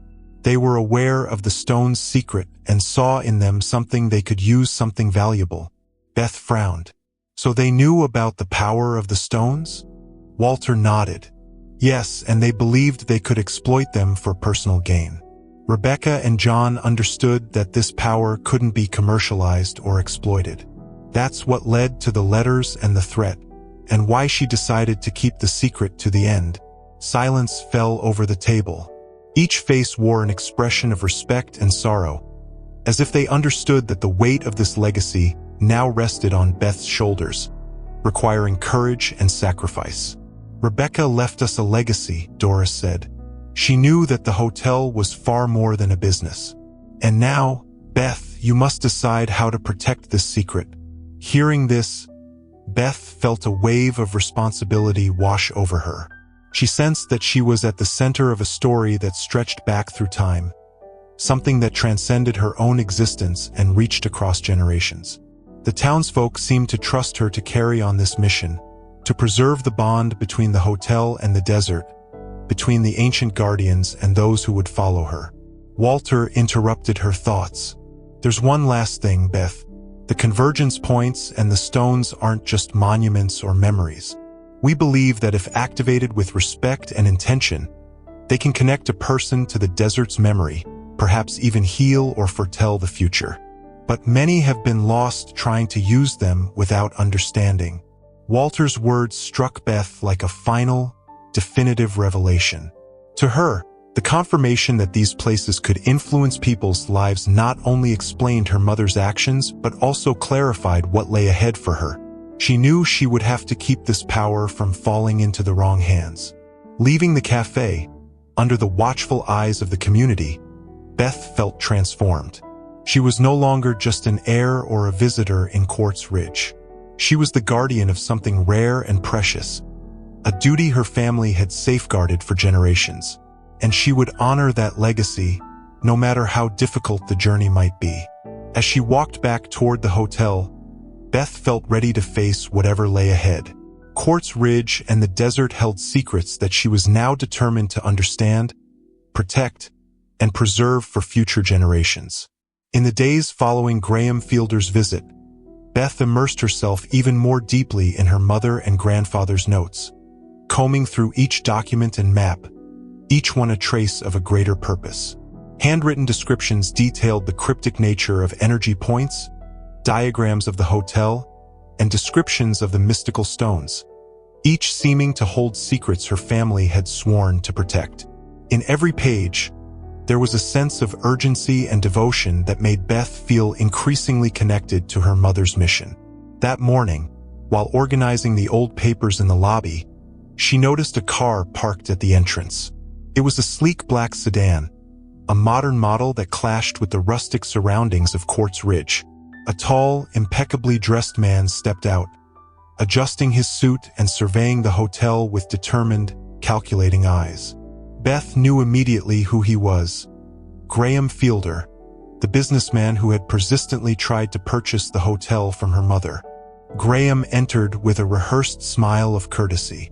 His gaze swept across the lobby with interest, as if assessing every inch of the space. Seeing her, he walked confidently toward her and extended his hand with a smile that was both friendly and cold. "Bethany," he said, holding her hand firmly, "we finally meet. My condolences for your loss. Your mother was an admirable woman." Beth kept her tone cordial, feeling the weight of the encounter. "Thank you, Mr. Fielder. Yes, my mother loved this place very much." Graham's smile lingered, but his eyes hinted at an interest beyond simple pleasantries. "She did wonderful work here, but of course, the hotel has untapped potential. You must have received some offers to sell, haven't you? Just imagine this hotel could become a coveted tourist attraction." His tone was persuasive, but Beth sensed an underlying threat. "My interest is in preserving her legacy," Beth replied steadily, trying to maintain control. "This hotel is much more than financial value." Graham raised an eyebrow, clearly intrigued. "That's commendable, but it could become a burden. Managed properly, this hotel could bring new resources to Quartz Ridge and secure your future." He spoke as if trying to convince her that a hotel managed with respect should be maximized to its fullest potential. Beth took a deep breath, keeping her tone firm. "Mr. Fielder, the hotel isn't for sale. I believe it was built for something much larger." Graham's smile grew rigid, but he maintained his composure. Of course. But should you change your mind, remember that I'll always be available. This place shouldn't be left to rot. Wouldn't you agree?" He cast her a final, enigmatic look before leaving the lobby filled with tense silence and his concealed intentions. The conversation unnerved Beth. Over the years, Graham had attempted multiple times to buy the hotel, and his presence now made it clear he wouldn't give up easily. The man saw the hotel as a strategic possession, something he seemed to understand more deeply than he let on. Later, Beth shared the experience with Mia, seeking advice from someone who knew the hotel's secrets as well as her mother had. "Graham Fielder?" Mia asked, her brow furrowed with concern. "That man's interest has never been about the hotel alone. He has powerful connections and has always known about the stones and what they represent. Your mother and grandfather guarded against men like him all their lives. If he's here, Beth, it's because he thinks he can convince you somehow." Beth tried to mask her unease, but she knew Mia could see her discomfort. "What should I do? I know my mother protected these secrets, but I don't know how far these interests will go to get what they want." Mia held her hand, her gaze resolute. Rebecca and John were careful, but they were always surrounded by loyal people. They knew those who understood the hotel's power would never destroy it or use the stones for selfish interests. "Beth, now it's your turn to be that guardian. Protect these stones and all the knowledge the hotel holds, but don't do it alone. Those words carried a new weight to her mission. Beth realized that the legacy wasn't just something to protect, but to pass on with responsibility, maintaining a network of loyal, dedicated people. She knew that men like Graham wouldn't stop until they had what they wanted. But with Mia by her side and the townsfolk willing to protect the hotel, she felt stronger. Returning to the hotel that night, Beth was determined to strengthen the bonds with those she trusted. Her mother and grandfather had preserved this place with care, and she would do the same. She felt ready to face any threat, and though the mission was solitary, she knew she had a purpose to fulfill. That night, before heading to bed, she picked up one of her grandfather's stones, holding it for a moment as she closed her eyes. She felt the familiar warmth emanate from it, a sense of peace and strength that connected her to the desert. The weight of the responsibility was immense, but Beth understood that this was her mission, a responsibility that now belonged to her. Looking out the window at the stars over the desert, she made a promise. She would protect this secret, no matter the obstacles. She knew the real battle was only beginning, but she was ready to face it with courage and resolve. Graham's visit had left Beth on edge, but it had also strengthened her resolve to protect her family's legacy. Determined to reinforce the hotel's defenses and deepen her understanding of the secrets her mother and grandfather had carefully safeguarded, she returned to the basement that night, convinced that more discoveries awaited her. In the cool, somewhat eerie silence of the basement, Beth combed through shelves filled with documents and ancient objects. Among them, she noticed a worn metal box tucked behind a row of books. Opening it, she found a set of dark leather notebooks bearing the initials J.M. John Mather, her grandfather. A mix of nervousness and excitement washed over her. She was about to unlock secrets that might be the key to keeping the hotel safe. She flipped through the first notebook with reverent attention, reading John's detailed notes on his explorations of the desert. He described the local stones, which he believed were charged with ancient energy, especially potent during the full moon. In one entry, John mentioned rituals for warding off unwanted forces and strengthening the hotel's energies. Beth could vividly imagine her grandfather as an unwavering guardian, just as she now found herself becoming. One description in particular caught her eye. It was of a specific talisman stone, an amulet meant to be placed at the entrance of the hotel. According to John, the talisman served as a defense against people with bad intentions, amplifying positive energies and acting as a spiritual barrier. Beth smiled, realizing her grandfather had left her not only the hotel but also precise instructions to protect it. Determined, she began following the steps to recreate the talisman. According to the notebook, it needed to include amethyst for protection, quartz for clarity, and black tourmaline to repel negative energies. Feeling confident, Beth gathered the stones from the collection she had found earlier and carefully tied them together with a silver thread, just as her grandfather had described. As she worked, she felt a stronger connection than ever to John and Rebecca. The talisman seemed to pulse in her hand, as if it held the strength of her lineage and the weight of the responsibility she had inherited. At dawn the next day, Beth hung the talisman at the hotel's main entrance.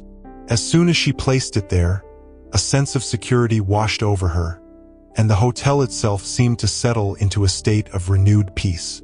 Beth smiled, feeling that the hotel was finally protected from any negative influence, whether from Graham or anyone else who might covet the energies of this place. But she knew that the talisman was only one layer of protection. She returned to the basement and continued reading through the notebooks, where she found a passage about the importance of performing rituals on specific dates throughout the year. In one entry, her grandfather wrote about how these rituals restored the essence of the hotel and the desert to its original state, and Beth felt inspired to follow each one, further embracing her role as a guardian. However, it wasn't just the rituals and talisman that would protect the hotel. In one part of the journal, John emphasized the importance of keeping both heart and mind in balance, as any negative feelings could weaken the protections. Beth knew she would need to address the fear and distrust she felt toward Graham, as well as the anxiety of her new responsibilities. As she finished reading, a feeling of pride and belonging surrounded her. She understood how essential it was to continue John and Rebecca's mission, knowing she would need strength, patience, and wisdom to keep it alive. That night, as she walked through the softly lit hotel, she felt the space more peaceful and welcoming than before.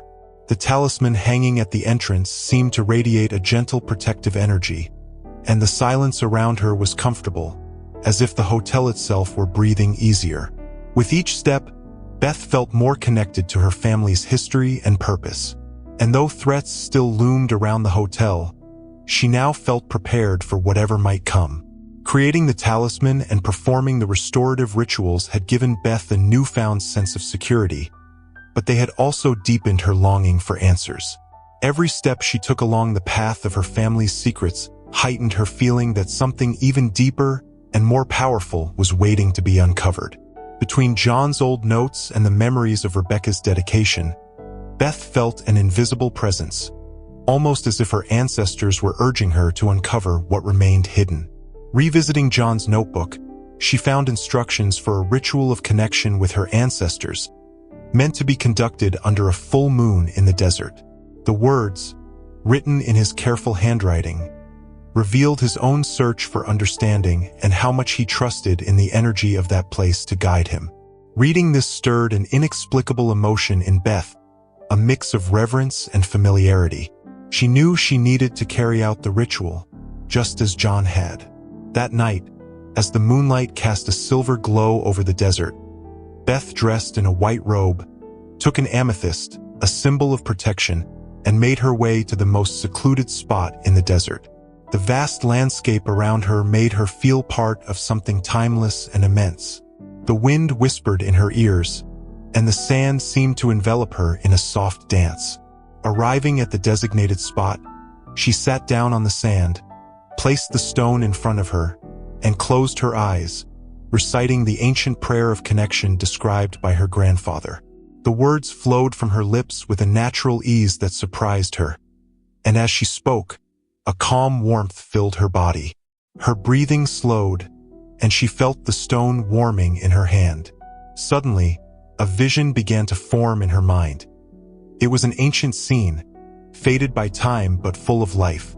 Beth saw her mother, young and radiant, sitting in the same spot in the desert, performing the same ritual.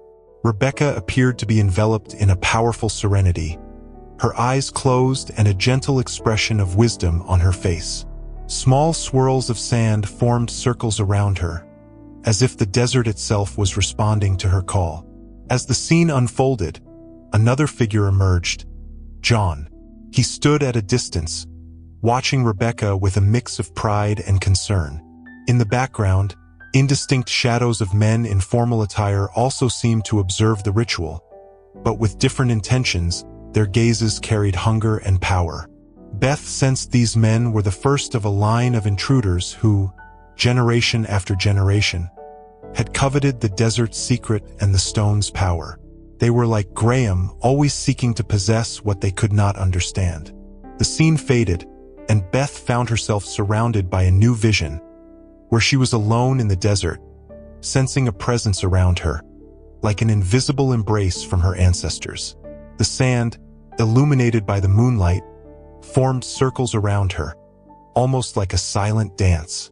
She could feel the energy of John and Rebecca, as if they were right there with her, conveying a wordless message, a reminder of strength, of determination, and that she would never be alone in her mission. Rebecca's voice seemed to echo, repeating fragments Beth had sensed since her arrival.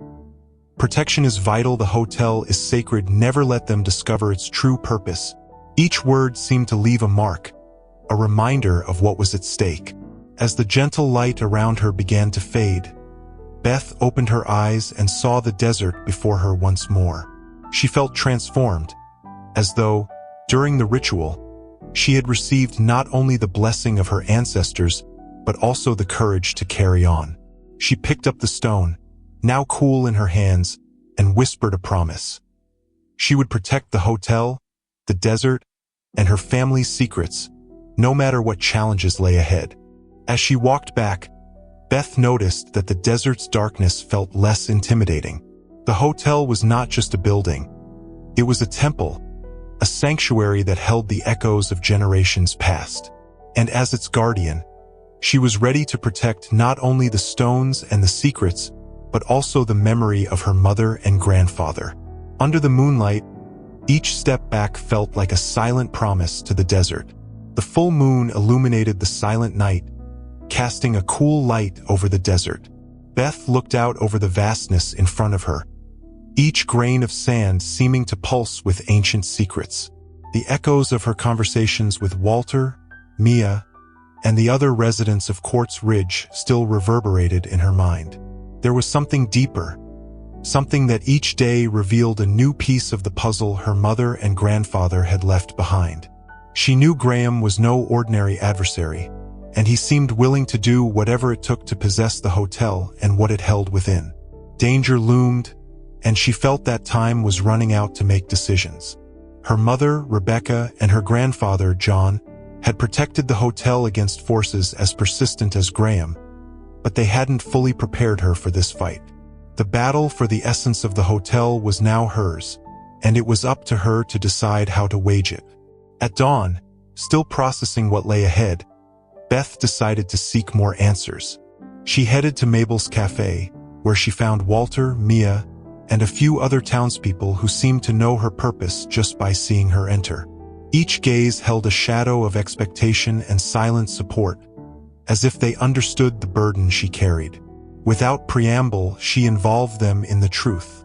"I know the hotel is more than just a building, that the desert holds secrets my family has been protecting for generations," she admitted, her voice carrying an intensity that made the air seem to vibrate around her. "But now people are trying to get their hands on it again, and I can't do it alone. I need you, all of you." Mia nodded, her eyes reflecting a profound understanding, as if what Beth had just said was something she already knew. "We all know the value of this place, Beth. We know what it represents and how much Rebecca and John sacrificed to keep it safe. If we need to protect it, then that's what we'll do. Just tell us what needs to be done." The relief Beth felt at hearing these words washed over her like a warm wave. But she knew it wouldn't be that simple. Even those she trusted could be swayed by what Graham might promise. "I can only truly trust those who understand the sacredness of the hotel," she continued, watching each expression around the table. "Graham Fielder has already made an appearance, but I know he's not the only one interested. If you're willing to help, you need to understand that anyone who comes after this place will try to manipulate you." Walter, his gaze resolute, nodded. "Graham has no idea what he's meddling with, Beth. I, and many others, are ready to help you stop anyone who doesn't respect what the hotel stands for." In the days that followed, Beth began to involve the community in small projects around the hotel, turning it into a gathering point and a symbol of trust for the townspeople who had always admired it. Walter took over the gardening, Mia organized community meetings, and other residents helped catalog old artifacts and historical documents. Each day, Beth could feel the hotel rooting itself more deeply into the heart of the community. Every action, every interaction strengthened the hotel, as if an invisible shield of protection was forming around it. One afternoon, while combing through Rebecca and John's letters and journals again, Beth found something that made her pause. In one of the letters, Rebecca described Graham in veiled yet scathing terms, almost as a warning. "There will always be those who see what we protect as nothing more than raw power. But the desert cares for its own. And we care for the desert." These words made Beth feel connected to what her mother and grandfather had left behind. The threat from Graham and everyone before him was far from new, but now she felt capable of safeguarding her family's legacy. That night, she gathered with Walter, Mia, and the others once again and shared the letter. "My mother knew who he was, and yet she fought until the end. She knew that keeping this place safe meant never letting it fall into the hands of people like him," she declared, her voice thick with determination. "And as long as I'm here, I'm going to do the same. The faces around her reflected that same conviction. Beth knew that those by her side could turn the hotel into something impenetrable to any outside threat. Under the desert twilight, Beth felt, for the first time, that she carried not only the weight of responsibility but also the strength of those voices from the past. And they told her that, with true allies, the hotel and the desert would never need to fear those who couldn't understand their true purpose. The apparent calm that lingered over Quartz Ridge after Graham's visit was deceiving. Beth felt the weight of the threat to the hotel growing each day, and an instinctive distrust kept her senses sharp. Recently, an unusual stream of guests had arrived at the hotel, but one man in particular caught her attention. His name was Marcus Price, a tall man with striking features and penetrating eyes that seemed to take in more than he revealed. Beth's first encounter with him happened in the lobby, where she found him studying the portrait of John Mather, her grandfather. Something about his rigid posture and controlled expression set off a silent alarm in her mind. "I see you're admiring my grandfather's photo," she said with a polite yet probing smile. Marcus turned to her with a practiced smile of his own. "Ah, yes, John Mather. This place has so much history. I was just thinking about the commitment your family has shown to this hotel. It must be quite a challenge to keep everything so intact." There was a subtle hint of provocation in his words, as if he were trying to elicit a response. Beth met his gaze, answering with steady confidence. "Yes, preserving the hotel's history has always been our priority. What sets us apart is precisely our lack of interest in turning it into something it never was." Marcus nodded, but the glint in his eye suggested he wasn't fully satisfied. His gaze shifted back to the lobby, scanning every detail with a kind of meticulous curiosity. "I understand. Places like this are rare, and with the right resources they could mean even more. It's a privilege to be here." Those vague compliments and his interest in the hotel's history felt too calculated to be mere appreciation for preservation. Marcus had an agenda, and Beth was beginning to suspect that he wasn't here out of simple curiosity. Over the next few days, Beth noticed that Marcus wandered the hallways with an unsettling persistence. He asked seemingly harmless questions to the staff, always interested in details irrelevant to a typical guest, questions about the less accessible areas and the peculiarities of the hotel. His focus seemed to be on the areas where the stones were stored, as if he already knew exactly what he was looking for. She knew she had to proceed carefully. An aggressive approach could tip him off and confirm his suspicions, alerting Graham. To get a second opinion, Beth called Mia and Walter for a private discussion. "This Marcus, there's something off about him," Beth began. "He acts like he's here for a hidden reason. The questions he asks, the way he's so interested in the structure, I feel like he's looking for something specific, maybe even something Graham sent him here to find." Walter frowned, seeming to weigh her words. "I know the type, someone with hidden motives. But we need to be sure before we make any moves. Kicking him out now would only give Graham reason to come back harder." Mia nodded in agreement. "As unsettling as he is, it might be best to keep watching him closely to see what he's really here for. Let's monitor him quietly and wait for him to reveal his hand." The plan seemed reasonable, but the tension continued to build. Beth, Mia, and Walter began observing Marcus discreetly. She would catch glimpses of him in different parts of the hotel, strolling through the gardens or studying the walls as if trying to decode their secrets. As the days went by, it became clear that Marcus's presence was anything but random. Then, one morning, Marcus approached Beth in the lobby with a look that combined confidence and audacity. He leaned casually against the counter and, with an enigmatic smile, posed the question she had feared he might ask. "Beth, have you ever considered turning the hotel into something more modern?" He left the suggestion hanging, his gaze locked onto hers. "I have contacts who could invest in this place, turning it into a real gem. We could even keep the spirit of the place. Just with a more profitable touch, of course." For a moment, Beth felt a flare of anger rise in her chest, but she took a deep breath, keeping her composure. "The hotel's value is in its history, Marcus. Changing it the way you suggest would strip away everything that makes it special, Marcus raised his eyebrows, surprised by the intensity of her response. But the smile never left his face. "It's a shame you see it that way, Beth. Sometimes, traditions can be maintained in a more advantageous way." He walked away with that same unsettling confidence, leaving a sense of suspended threat hanging in the air. This had been his test, and Beth knew, without a doubt, that Graham was behind the offer. In the following days, Marcus became more discreet, his activities more subtle and less noticeable. Beth and the others continued to observe him, but there was something disquieting in how he seemed to know exactly how to avoid drawing too much attention. When he finally left the hotel, she felt a mixture of relief and apprehension. His departure wasn't a surrender. It was simply the first move in a larger game. That night, as she walked alone through the hotel, Beth paused in front of her grandfather's portrait, studying the stern and resolute lines of John Mather's face. He had defended the hotel against men like Marcus and Graham, and now it was her turn to do the same. Knowing that Graham wouldn't give up, Beth steeled herself. Marcus's test of loyalty had only been the beginning. Now, with her true allies by her side and a renewed determination, she was ready to face whatever attack might come next.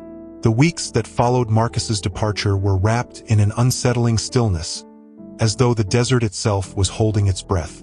Beth sensed that this calm was merely the prelude. She felt a silent, persistent presence lurking, yet the quiet gave her space to delve further into the secrets her family had left behind. She often returned to her grandfather John's notebooks. One, in particular, held her attention: a rustic map with specific locations marked in remote desert areas. These places were described enigmatically as points of convergence, sites where, according to John, ancient energies manifested with greater intensity. Determined to uncover the mystery, Beth prepared for an expedition. Under the dark veil of early morning, carrying a backpack with supplies and one of John's notebooks, she set off into the desert, guided only by the stars.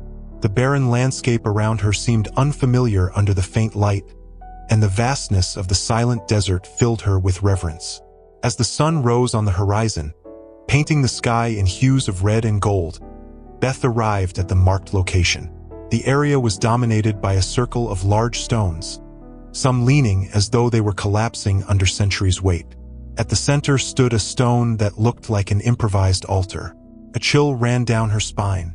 Here, in this very spot, she felt the pulse of energy, like a whisper reverberating through the ground, climbing up her legs and filling her chest. Beth knelt, carefully exploring the sand around the stone altar with her hands. Gently brushing away the fine sand, she felt something solid buried just below the surface. She dug a little more and pulled out a crystal-clear stone of remarkable purity. It looked as though it had been sculpted by time and by the desert's very essence. As she held it, a wave of warmth enveloped her, and, for a brief moment, a vision completely overtook her. She was there in the same spot, but the surroundings had changed. It was night, and figures in long cloaks circled the stones, their murmurs forming a soft, reverent chant. Moonlight illuminated their faces, and although they were indistinct shadows, Beth felt an inexplicable familiarity. These were her ancestors, keepers of ancient rituals, faithful guardians of the secret that was now hers to protect. Amid the vision, she heard fragments of vows, promises of loyalty, of sacrifice, and of protection for the hotel and the desert. The vision faded like mist at dawn, leaving Beth shaken and emotional. She realized then that this stone was a powerful relic, a tangible link between past generations and the present, a fragment of her own heritage. It was something precious, a testament to her family's vows and loyalty. Carefully placing the stone in her pack, Beth stood up, feeling the desert embrace her with a renewed energy. The presence of her ancestors was alive here, in every grain of sand and every rock, and she knew she had to be as resilient as they had been. She also knew that Graham and others like him would stop at nothing to claim something of such rare value. Upon returning to the hotel, she went straight to the basement, where she met with Mia and Walter. Showing them the stone, The two gazed at the crystal's intense glow with a mix of awe and reverence. The silence between them was almost sacred. They sensed the weight and significance the stone carried. After a moment, Walter murmured, "This is what all these years of struggle have been about. It's not just a hotel, Beth. It's the very soul of this place." Mia nodded, her eyes glistening. John knew that the desert's power must remain hidden. Your mother understood it, and now you're the one who must protect it. Strengthened by the support of her friends, Beth decided that the stone had to be guarded at all costs. In the far corner of the basement, behind a hidden panel, there was a vault known only to her, Mia, and Walter. She placed the stone there with utmost care, feeling that, by locking it away, she was also safeguarding her family's legacy. The peace, however, was short-lived. That night, a persistent sense of alertness kept her awake. She imagined shadows moving through the desert surrounding the hotel and distant sounds that resembled whispers carried by the wind.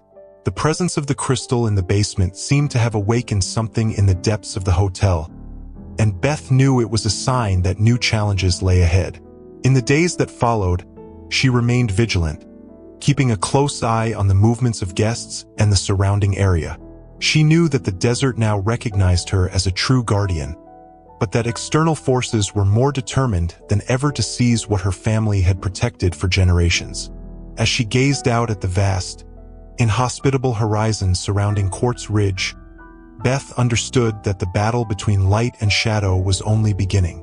In the days following the discovery of the stone, Beth sensed a shift within the hotel.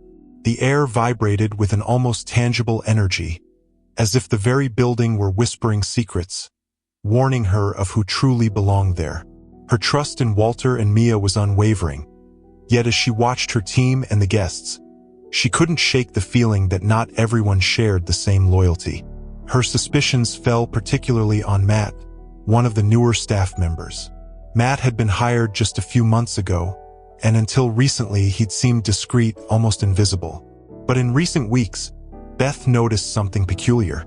He seemed to show up in places he didn't need to be, asking other staff about restricted areas and probing for details about the basement precisely where the stone was hidden. Each question carried a note of forced curiosity, and Beth could tell by the tone of his inquiries that he was masking his true intentions. One especially quiet morning, Beth caught him on the phone, speaking in a low but visibly tense tone.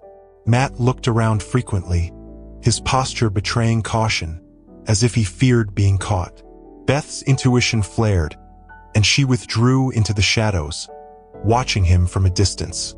Graham, she thought, his name rising in her mind like an accusation. Matt's constant presence was far from coincidental. Later, while reviewing old documents in her office, Beth was interrupted by the arrival of an anonymous letter. She opened it slowly, and Graham's familiar handwriting leapt from the page. The words flowed like poison. "Beth, I believe you've found something special recently. Some secrets are far too valuable to stay hidden. This hotel and everything it holds could be far more profitable if managed by those who understand its true potential. Consider this letter a gentle reminder of what I can offer. However, my patience has its limits." Graham, Beth felt her stomach turn. It was a clear threat, laced with the subtlety she knew to be Graham's style. He knew about the stone, about the responsibility she felt to protect her family's legacy. She took a deep breath, controlling the anger that surged within her. Graham was prepared to do anything to possess the hotel, and it seemed that, this time, he had accomplices. Determined to act, Beth went straight to Walter and Mia, sharing the letter and her suspicions about Matt. They both listened intently, and Walter, his gaze steady, suggested additional security measures. "We need to double down on protecting the basement. If Matt is indeed a spy for Graham, he isn't acting alone," he said, his tone underscoring the gravity of the situation. Mia, too, was convinced that Matt had a specific mission. "He arrived just as Graham started to pressure you, Beth. This isn't a coincidence." Beth didn't want to believe that a member of her team could be working against her, But she knew she couldn't afford to ignore the signs. She needed proof, but until she had it, she would keep her distance and remain vigilant. That night, Beth decided to personally check the stone's security. She descended to the basement and made sure everything was in order. The safe was intact, and the stone lay within, emitting its soft, ethereal glow. Yet as she surveyed the space around her, she felt a sudden unease, as if someone or something was watching her. The sensation was intense and lingering, a warning she couldn't ignore. To secure the stone's protection, Beth discreetly installed cameras in the most sensitive areas of the hotel, particularly the basement. She also reinforced the locks and instructed the staff that only Walter and Mia could access certain areas. Each small measure seemed to deepen her connection with the hotel, as though the walls themselves murmured their approval and encouragement. Exhausted but resolute, Beth watched the sky begin to brighten.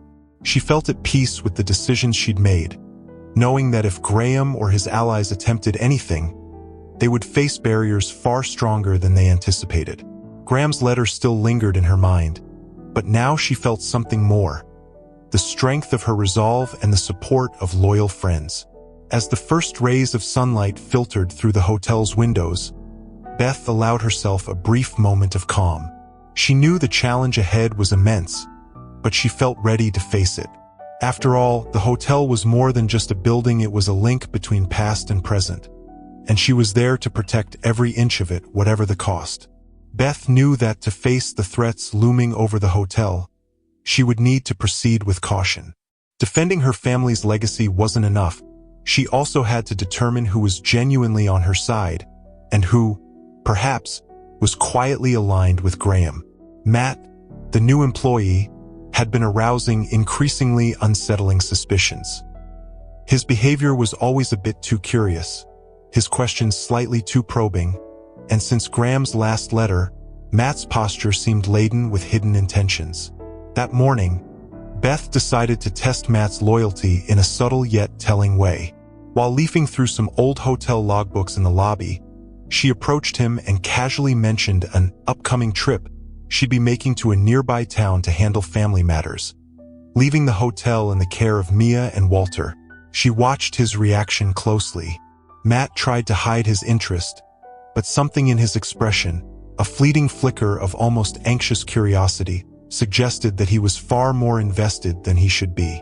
After departing, Beth retreated to her room, positioning herself strategically to overhear any movement in the lobby or near the restricted areas. Walter and Mia were in on the plan, discreetly keeping an eye on Matt. When the hotel's silence was broken by the muffled sound of Matt's voice on the phone, Beth knew he had taken the bait. Matt's conversation was filled with quick whispers and scattered phrases, but Beth caught disturbing fragments. "She's not," her eyes, the basement, the tension in his voice confirmed her fears. In that instant, she knew. Not only was Matt leaking confidential information, but he seemed to be reporting directly to Graham. After he ended the call, Beth emerged into the lobby, facing Matt. Her heart felt heavy with betrayal, but her expression remained neutral, hiding her mounting sense of urgency. She had to decide whether to confront him outright or maintain surveillance, letting him continue to reveal Graham's intentions. Later that night, Beth discussed the situation with Walter and Mia. The disappointment and shock were palpable. Walter ran a hand over his face, sighing heavily. "I thought he was trustworthy, that he was here to help." The disappointment in his voice laid bare the wound that Matt's betrayal had inflicted. Mia, her expression hardening, murmured, "Graham's more calculating than we thought. Planting someone inside the hotel? He's playing dirty. But Beth, we need to tread carefully. Kicking him out now could cost us." Beth agreed, realizing that any misstep could give Graham exactly what he wanted: a reason to strike. The strategy she chose was risky but necessary. She would keep Matt at the hotel, documenting his every suspicious move. Day by day, she would note what he did, the conversations he tried to overhear, the information he attempted to extract. She needed concrete evidence to expose him, all while staying a step ahead of Graham. Over the following days, the tension within the hotel was nearly tangible.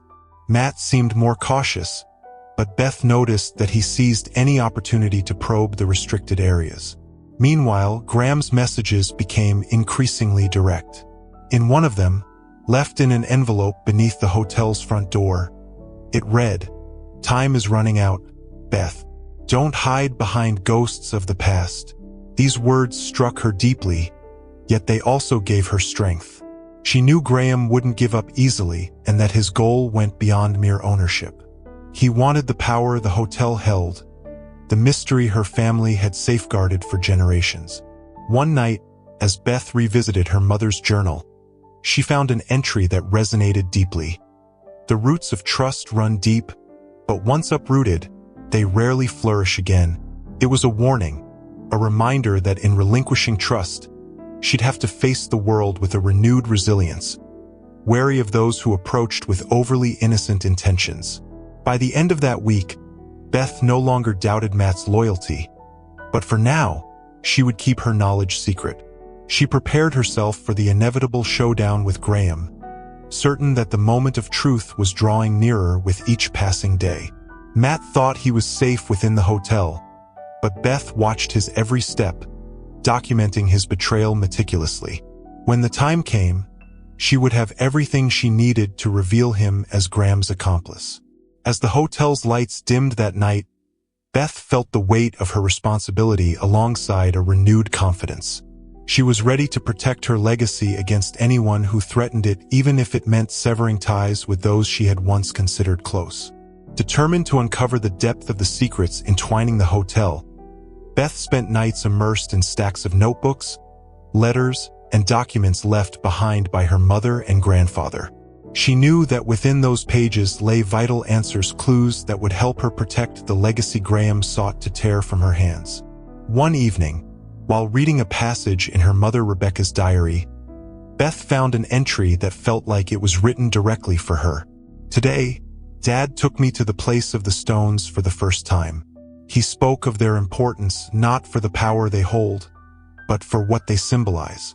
He said they carry our roots, our stories, and are meant for those who understand the desert as our true home, not for those with greedy hearts." A chill ran down Beth's spine. The understanding that the hotel and its stones were more than mere inheritance began to settle within her. They were a bond with the desert itself, a sacred connection between her family and that untouched land. For the first time, she felt the true weight of her mission. It was not just to keep the hotel running, but to protect something that had been there long before her. Further along in the diaries, she found a letter from her grandfather John, describing an old threat. A man named Simon Ferris, an ambitious investor who, much like Graham, had once tried to exploit the hotel and the mystery of the stones. John had written of Ferris with frustration and indignation. "Ferris thinks he can buy what we have built, but he doesn't understand what's at stake. This hotel holds secrets that belong not to one man but to the desert itself. They belong to those who respect its force." The story seemed to mirror the present. Graham was taking on the role of Ferris, and Beth had become John, both protectors of the hotel from people who saw only monetary value.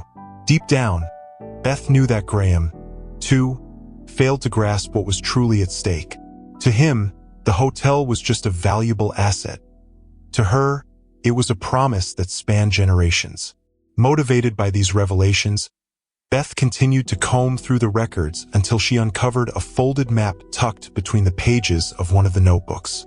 It marked a specific spot in the desert, indicated by a faint X and a note in her mother's handwriting that read, "The final refuge, where stories connect." Instinctively, Beth knew that this place held a unique significance. She had to visit it, but her intuition told her to act in secrecy. In the days leading up to her departure, Beth planned every detail meticulously. She trusted Mia and Walter to keep the hotel safe and vigilant while she was away. Her determination didn't go unnoticed. Both pledged their support, promising to be ready for anything. In the quiet dawn of her planned departure, Beth set out with the map in hand. The desert, vast and still shrouded in darkness, felt like an ocean of silence and mystery. But as dawn broke, illuminating everything in a warm, solitary gold, she felt the desert's presence with her, as if it had been expecting her arrival. After hours of trekking, she reached the marked location, a unique rock formation encircled by stones that resembled an ancient altar. The place exuded an ancient energy, a weight that seemed to pulse beneath her feet. Kneeling, Beth began to sift through layers of sand until she unearthed a crystalline stone that refracted the morning light with an almost supernatural glow. As she touched the stone, a wave of warmth surged up her arm and filled her with a sudden clarity, as if her family's stories flowed through her veins. Visions of her ancestors flashed through her mind like glimpses of forgotten memories. John, her mother, and other faces from the past, all united by a mission that was now hers. For a fleeting moment, she saw herself within that same stone circle, surrounded by figures dressed in garments from a distant past. Their voices murmured promises of protection, words of respect and devotion to the desert, oaths binding her family to the land. In every word, she felt the responsibility each generation had taken in secret, and her heart swelled with newfound resolve. When the vision faded, Beth opened her eyes to see the stone still pulsing faintly, like a heart beating in time with her own. She knew then that this was the most powerful stone, the symbol of her family's legacy. She felt connected in a way she had never experienced before, aware that she was now part of something far greater. Back at the hotel, still reeling from the experience, Beth headed straight to the basement, where Walter and Mia awaited her. She showed them the stone, and their respectful silence reflected the profound significance of what they were seeing. "This stone is the heart of it all," Beth said, feeling each word as a renewed vow. "It's what my mother and grandfather fought to protect. And now I understand they knew there was something here that needed safeguarding." Walter nodded, his voice filled with reverence. "Your family has guarded this secret for generations, Beth. Now it's your duty to carry it forward." That night, Beth placed the stone in a special vault within the basement, hidden behind a secret panel known only to her, Mia, and Walter. She knew this was only the beginning, and that Graham and others with vested interests would not give up easily. But now she felt invincible, supported by her ancestors and the power that stone represented. The following weeks were quiet, but Beth recognized it as the silence before the storm. Every action she took, every conversation and glance exchanged with Mia and Walter, strengthened her resolve. She was ready, stronger than ever, to confront anyone who dared to threaten her family's legacy. Since her discovery in the cavern, Beth felt a renewed vigor, but also a growing sense that danger loomed ever closer. Graham was now a constant presence, a shadow edging nearer with every calculated move. Beth had a sharp intuition that he was orchestrating something more sinister than mere threats. The eerie stillness surrounding the hotel felt charged, like it was watching, waiting for her to make the next move. One morning, while observing the hotel grounds from the balcony, Beth spotted an unfamiliar car parked a short distance away. Two men stood beside it, watching the hotel openly, without any pretense of subtlety. It was a blatant message from Graham. He was watching her. She immediately called Mia and Walter, pointing out the car and sharing the unease that those men's presence brought her. "They want us to know they're watching," Walter said, his expression cautious. "It's a provocation, Beth. They want us to be rattled, to make a mistake." "Yes, they're trying to make us feel like we're the ones being hunted," Mia added, arms crossed. "But if Graham thinks intimidation will work, he doesn't know your family." Confronting Graham seemed both risky and exhilarating to Beth. He had already circled the hotel like a predator, and every glance, every step from his men seemed part of a psychological game. So, she decided on something bold. Rather than playing defense, she would confront Graham directly. A bold invitation to meet face-to-face on her territory. If he was as confident as he acted, Meeting at the hotel would force him to reveal more of his plans, maybe even his methods.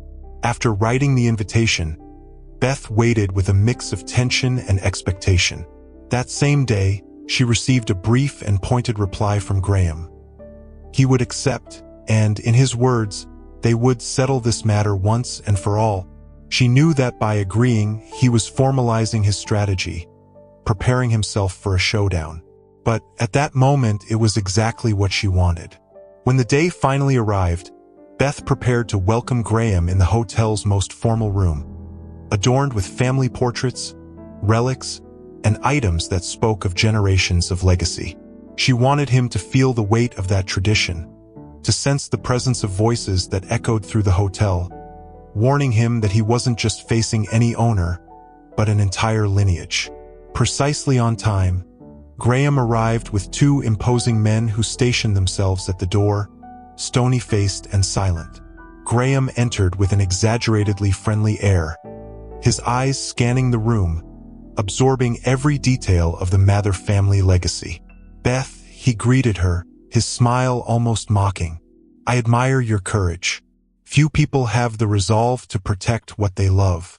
"Graham," Beth replied evenly, her voice steady. "I think this is as illuminating for you as it is for me. After all, we both know that this place is more than just a hotel." Graham nodded, scrutinizing Beth's face with a look that bordered on contempt. "Of course, Beth, of course. But you have to understand that you're up against forces much larger than your family history. The world doesn't stand still. This place has potential to be far more than a family memory. You could preserve its essence, while moving forward into the future." Beth narrowed her eyes, feeling the disdain hiding beneath his words. "Let me make myself clear, Graham. This hotel is more than bricks and land. It holds something beyond monetary value. It is the heart of my family, something you'll never understand." Graham's smile faded, his posture shifting from amiable to incisive. "I understand that you cherish what you have here, but I hope you realize your situation. I have time, Beth, and I can wait. And I can also guarantee that as long as I'm watching this place, you won't have peace." His voice was low, but the implicit threat made the room feel heavier, the air more tense. "And I'm willing to go to the end, Graham. This hotel is not for sale. It never has been, and it never will be," Beth replied, her voice like a blade, her decision unwavering. For a moment, they stared at each other in charged silence. Then Graham stood, his expression neutral, casting one last, threatening look her way as he said calmly, "You're a stronger adversary than I anticipated. But consider this just the beginning. I see that you won't yield, so I'll have to turn to alternative methods." Beth watched him leave, feeling the weight of his threat, certain he wouldn't leave Quartz Ridge in peace. But rather than scaring her, Graham's cold farewell only strengthened her resolve. Watching him walk out, she knew she had something he would never understand: a purpose and a legacy to protect. He could continue his threats, his mind games, his spies, but she was prepared. With Mia and Walter at her side, her family's legacy would keep the hotel safe against any invader. As soon as Graham left the hotel, a feeling of tense foreboding settled over Quartz Ridge, as though a shadow now loomed over the town. His threatening look echoed in Beth's mind, a chilling reminder that he wasn't giving up. In the days that followed, the effects of his schemes became clear, striking at the heart of the community and isolating the hotel from the people who had frequented it for years. The first sign of trouble came when a group of regular clients abruptly canceled a large event scheduled in the hotel's main hall. Concerns over safety was the vague explanation, but Beth knew there was more to it than that. Soon after, this same reasoning spread across town. As the days passed, rumors circulated quickly, with whispers from several locals suggesting that the hotel faced legal issues and that it was safer to keep some distance until things settled. Troubled and worried, Beth decided to approach her longtime friends and associates to dispel the rumors.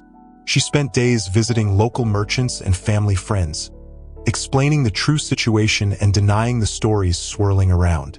Though many listened sympathetically, She could see the shadow of doubt in their eyes. Graham's influence was already taking root, eroding the trust that people once had in the hotel, which they'd always viewed as a sanctuary. Walking back from one of these visits, she was surprised by the tense expression of Hank, an old family friend and owner of a nearby general store. He had always been a strong supporter, but today, his face held a mix of concern and hesitation. "Beth," he began, looking down at the ground as if uncertain of his words, "I know you're devoted to the hotel, but I've been hearing things and they're troubling. Graham is a powerful man, and I'm not sure if it's worth risking so much. Maybe, just maybe, it's time to consider other options." Beth's stomach churned at his words. She knew Graham was undermining the connections her family had built with the community, but to see someone as close as Hank being swayed hurt deeply. Graham was attacking her support system, and little by little, the town was becoming colder and more distant. Deciding what to do weighed heavily on her. Back at the hotel, Beth gathered with Mia and Walter to share what had happened. They were equally disheartened, but determined to find a solution. "He wants to isolate us, to make people doubt the hotel and question the security we offer," Walter said, clenching his fists. "But maybe we can turn this situation around to our advantage. What if we hold a big event? Something that shows the hotel is strong and we have nothing to hide," Mia suggested, her eyes gleaming with excitement. "We can show the town that the hotel is still a welcoming and safe place, one where everyone belongs." The idea resonated with Beth. A public event could send a clear message that the hotel wasn't vulnerable to Graham's threats. They agreed to organize a festival that would attract locals and radiate a sense of security and joy. In the days that followed, the team worked tirelessly to transform the hotel into a place of celebration. They handed out invitations, decorated the lobby and garden with lights, flowers, and festive accents, and arranged for live music and local food vendors. Seeing Mia and Walter's dedication invigorated Beth. It was a collective effort to keep the hotel and its community united. When the day of the festival finally arrived, Beth's heart pounded as she watched the first guests enter. Family, friends, and curious residents began to fill the hotel, and soon it was alive with laughter, music, and cheerful conversations. Beth greeted each guest warmly, projecting confidence and keeping the atmosphere light and inviting. However, amidst the event's sparkle, Beth noticed a few faces that didn't blend with the relaxed crowd. A group of men stood near the entrance, watching the celebration without mingling. She recognized some of them as Graham's employees. They were there simply to observe, their eyes keenly absorbing every detail. Ignoring the discomfort they caused, Beth focused on the guests, enjoying the success of the evening. She received compliments, hugs, and thanks from the townspeople, and the warmth of their interactions reminded her that some were still willing to stand by the hotel. She felt grateful and hopeful. As the last guests bid their goodbyes, Mia approached Beth and whispered, "They'll report everything back to Graham. You know that, don't you?" Beth nodded, understanding that this was, in a way, a declaration of war. Graham would know she had no intention of backing down, that she would keep fighting, and that her community still stood with her. The event had been a success, but it was only the beginning of a long and uncertain battle. That night, as Beth locked the hotel doors, she felt a renewed determination. She had won a small battle, but she knew the real fight was just around the corner.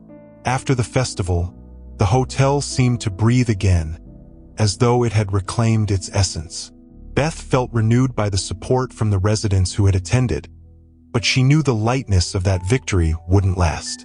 Within days, Graham resumed his subtle attacks, and the hotel once more felt the weight of his relentless pressure. Reservations began to decline, and yet another group canceled a celebration in the main hall, citing safety concerns. It was almost a calculated blow. Beth knew that Graham was winning by wearing her down, weakening the hotel bit by bit. With each guestless day, the hotel became more vulnerable. Every morning, as she reviewed the finances in her office, the weight of the situation seemed to grow heavier. Graham didn't need a direct confrontation. He was locked in a silent battle, where the quiet emptying of the hotel increased the sense of uncertainty. One morning, while analyzing the accounts and feeling increasingly stifled, Mia appeared, bringing coffee and a gentle smile. She looked at Beth with empathetic eyes, sensing her tension. "He's playing a waiting game, Beth. He wants you to feel defeated, to start giving up from within. But you're stronger than that. This is all just a test of patience, and he wants you to crack." Mia's words brought Beth some comfort. She knew her friend was right. She couldn't cave under the pressure and needed to forge a more solid plan. So, along with Mia, she began to draft marketing strategies that could revitalize the hotel's image. They worked on campaigns and discounts for families and couples, highlighting the charm and legacy of the place. Beth even considered offering guided tours that would share stories of past guests and the mysteries of the desert.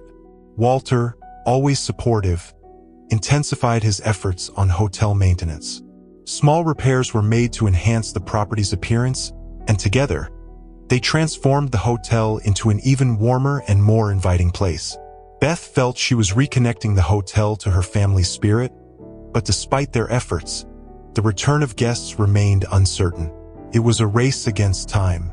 Beth awoke each morning with a sense of urgency and insecurity, and at night she could hardly sleep, tormented by the thought that Graham was gaining ground.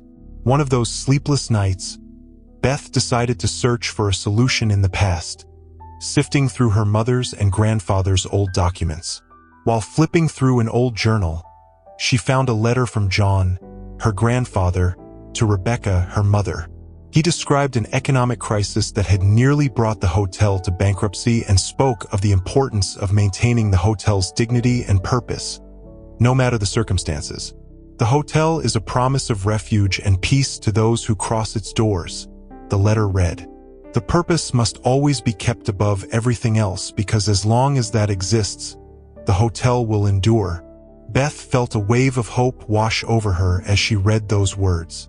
She knew that if she couldn't beat Graham with money, she would do so with resilience. She decided to face the situation with courage, refusing to yield to the pressure. The hotel, after all, was not just a property. It was the symbol of a mission. The next morning, Beth gathered Mia and Walter and shared her plan. She proposed they transform the hotel into a sanctuary of authenticity, where her family's stories and legacy would be the true attraction. Mia, excited, suggested creating a new identity for the hotel, promoting it as a place that offered peace and a genuine connection to the desert's nature and the history of the land. Walter agreed, supporting the idea of attracting guests who valued more than luxury people searching for a deep, real experience. And so, they began working on a new campaign, designing flyers and planning ads that focused on the hotel's true spirit. The first few days were challenging, but little by little, the local community began to see the hotel as a place of resilience and strength, a steady point amid the storm of rumors and uncertainties Graham had stirred up. The game of patience was far from over, but Beth was willing to play until the end. That morning, as Beth prepared the final touches for the hotel's new campaign, she was greeted by an unexpected arrival. A woman with silver hair and deep-set eyes, dressed simply, walked into the lobby with an almost surreal serenity. It was as if this visitor was there for a special purpose. Though Beth didn't recognize her, something about the woman's presence stirred her curiosity, as though she were standing before a familiar figure from a distant past. "Hello," the woman greeted with a gentle smile. "My name is Eleanor. I've heard this place is more than just a hotel." Beth welcomed her, intrigued by the way Eleanor observed the surroundings, like someone revisiting a place where they had once left a piece of themselves. They sat by a window overlooking the vastness of the desert, and Beth offered her tea. They settled into a silence that felt comfortable, as if there were no need to rush. "My grandfather brought our family here many years ago," Eleanor began, gazing around with a mix of nostalgia and admiration. "He often spoke about the power of this place and how the desert was a living force. He used to say that this hotel was an anchor for the desert soul, a sanctuary that safeguarded more than just memories. Beth felt an unexpected connection to Eleanor's words, as if this visitor had come to confirm everything she had come to believe. She knew the hotel held significance beyond the ordinary, but hearing someone else speak of it with such conviction and familiarity touched something deep within her. Eleanor studied Beth's face for a long moment, as if searching for something in her eyes. "I understand what you're facing, and I know that protecting this place requires more than courage. The desert sands hold ancient memories, whispers that only the desert's true guardians can hear." A chill ran down Beth's spine. How could Eleanor know of the secrets she guarded? And yet, something kept Beth from questioning her. She trusted this woman's serene presence and the way her words seemed to align with the hotel's spirit. "My family knew yours, Beth," Eleanor continued, her tone almost confiding. "My grandfather was also a protector of the desert, and he believed that the stones and sands here held a power few could understand. We were simply the hands that preserved it, the voices that kept its story alive." Beth remained silent, absorbing the depth of Eleanor's words. It was rare to find someone who truly understood the value of what she was trying to protect. She felt that Eleanor understood the battle she was waging against Graham and the pressures from the outside world, as if she were there to strengthen Beth's resolve. When Eleanor rose to leave, she held Beth's hand with a soft touch. "Remember, Beth, the desert sands will always stand with you, and in the quiet moments, allow yourself to listen to what the desert has to say. It will bring you answers." Beth watched as Eleanor disappeared slowly over the horizon, as if she had been carried away by the desert itself. Her presence seemed to leave an invisible trail, a sense of peace and confidence that Beth knew she would need to remember. Inspired by the mysterious visit, Beth returned to her work with renewed purpose. She crafted a campaign that captured the essence of Eleanor's words, promoting the hotel as a refuge from time and a portal to the soul of the desert. In her new ads, she described the hotel as a sanctuary of peace, a place where stories and the desert entwined. In the days that followed, Beth began to see results. Guests arrived from different parts of the country, drawn by the promise of a special retreat. They weren't merely seeking accommodations but a deep connection to the history and mystery of the desert, an experience only the hotel seemed to offer. Beth could see the wonder in their eyes, as if each one had been summoned by an ancestral call. Graham remained a threat, but Beth felt stronger, as if she were wrapped in an invisible network of protection. Now, she knew that the desert was on her side, and that Eleanor's presence had been a reminder of the hotel's connection to something far greater than any challenge. On a quiet evening, as she walked through the empty lobby, Beth felt a gentle breeze drift in through the open doors, carrying the scent of desert sands. She closed her eyes, feeling surrounded by the presence of those who, like Eleanor, shared a love and respect for this place. In the whispers of the night, she heard the reassurance that she was on the right path. Eleanor's visit had not been a coincidence, and Beth knew she was ready to protect the hotel and its legacy, guided by the strength of the sands and the ancestral stories that accompanied her every step. Since Eleanor's visit, Beth couldn't shake the feeling that the desert was trying to communicate with her. Small details, ones that she might have overlooked before, now seemed to call her attention: the sound of the wind, the rustling of dry leaves, and mysterious markings in the sand surrounding the hotel that seemed to vanish and reappear, as if they were invisible footprints. It was as if the desert itself was trying to tell her a story. One calm morning, while walking through the stone courtyard behind the hotel, Beth noticed something peculiar. Etched into the sand was a circular symbol, surrounded by spiral shapes entwining one another, a pattern that she vaguely recognized from one of her family's ancient journals. Fascinated, she took a picture and immediately called Mia and Walter, who arrived equally curious and eager to understand its meaning. "What do you think it means?" Walter asked, studying the strange symbol traced in the sand. Beth tilted her head, tracing the lines with her gaze. I think my grandparents used this symbol to mark significant events or important locations, but I'm not sure exactly what it represents. She felt an unusual pull toward the symbol, as if each line held secrets about her family's history. Mia looked around thoughtfully, her tone cautious. Maybe it's a warning or a guide, something the desert wants you to follow. Beth felt that her friend might be right. Since Eleanor's visit, she believed there was a profound connection between the hotel and the desert, a bond that her family had guarded for generations. Perhaps the symbol was a reminder of what she needed to protect or a guide to what she still had to uncover. In the following days, Beth dedicated herself to observing the area around the hotel more closely, finding similar signs in several locations. They were like trails left for someone with a keen eye. Small stone circles, leaves arranged in spirals, mounds of sand that, from above, formed strange, almost hypnotic patterns. Each sign seemed to reveal a piece of the mystery, as if the desert itself was offering her a hidden path. But Beth wasn't the only one to notice these changes. Twice, she saw men she knew were Graham's underlings loitering near the property, watching the same spots where she'd found the signs. Their presence was a chilling reminder that Graham wasn't only interested in acquiring the hotel. He might know more about the secrets she was trying to protect. One afternoon, while walking alone in the desert, Beth came across an unusual stack of stones next to a dried tree. The stones formed an arrow pointing eastward. Beth felt an inexplicable pull, an inner pulse urging her forward. Following the direction indicated, she walked a few meters until she spotted an opening tucked between two sandy hills. The entrance was narrow and shrouded in shadows, but something about it seemed to beckon her. Heart pounding, she stepped inside the cave. Sunlight filtered through tiny cracks in the stone, casting a soft, golden glow over the space. In the center of the cave, Beth found a ring of stones arranged in a perfect circle, each one marked with the same symbol she had seen in the courtyard. The sight sent chills through her.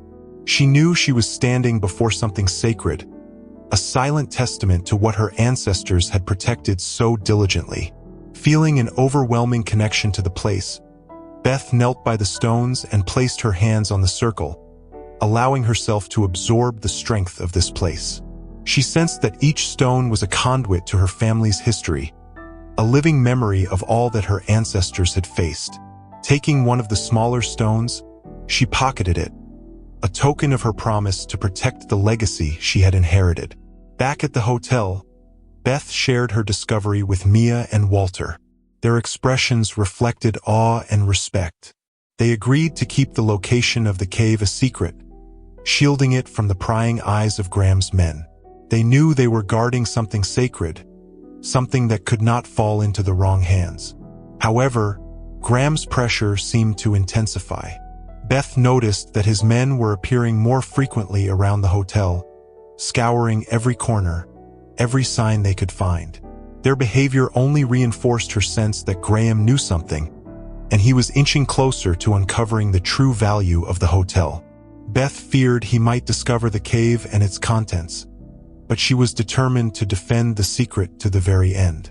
With Mia and Walter at her side, Beth reinforced their security and established a discreet system of signals to alert one another of any suspicious activity. She knew the desert was guiding her, that each step she took was drawing her deeper into the mystery that was hers to protect. The desert was calling, and Beth understood that while Graham schemed from the shadows, her duty as a guardian was becoming clearer. This was a battle not only to protect the hotel but to preserve the ancient history hidden within its sands.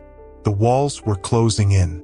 Over the past few days, Graham's men had been circling the hotel with alarming frequency, casting shadows that stretched under the desert sun's harsh rays. Each appearance was a clear message. Graham was ready to escalate beyond mere subtle threats.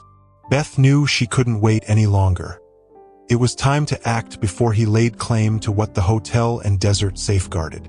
As night fell, Beth gathered her closest allies in the hotel's main hall.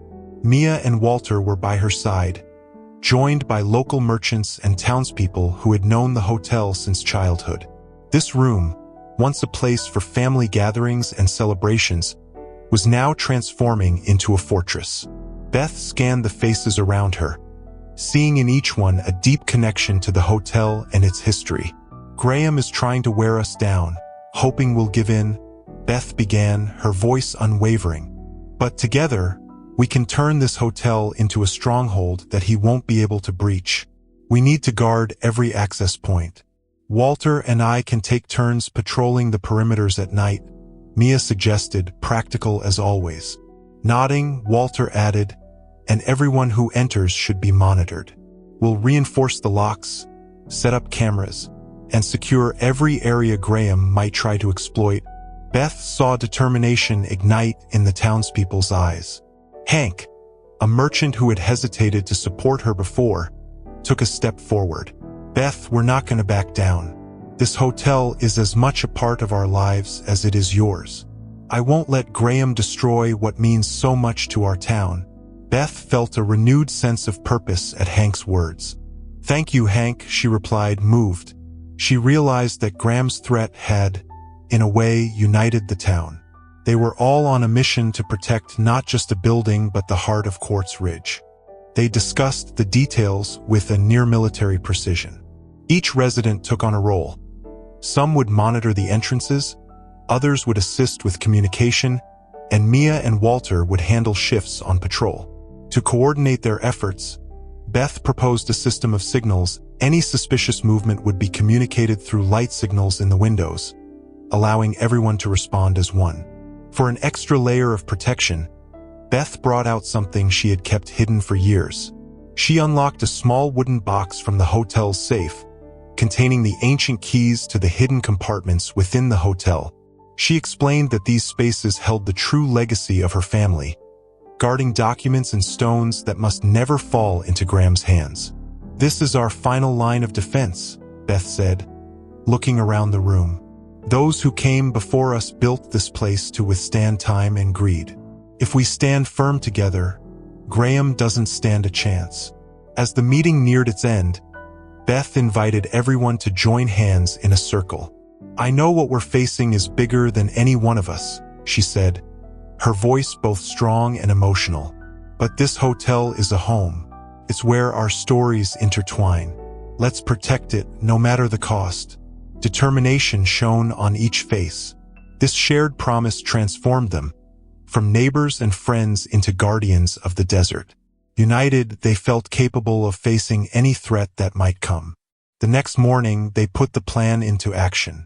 Mia and Walter distributed security equipment and assigned watch points.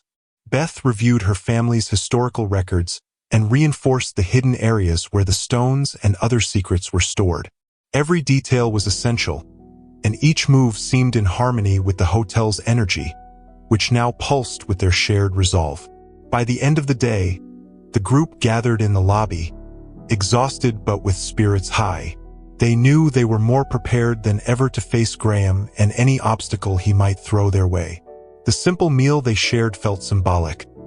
They weren't just neighbors facing a challenge, but a community of guardians. As they exchanged glances and quiet smiles, Beth realized that the hotel had become more than just a family business. It was now a symbol of resilience, a reminder of everything they had built together over the years. This hall, filled with ordinary people united by an extraordinary purpose, was a sanctuary no Graham could penetrate. Beth closed her eyes for a moment, feeling the weight and honor of the legacy she carried. The hotel and the desert were more than stone and sand. They were the link that bound everyone there, and with this support, she felt she could withstand any darkness. As night enveloped the hotel, Beth gazed out toward the desert, sensing something different. It was as if the desert itself was with them, guarding each of their steps.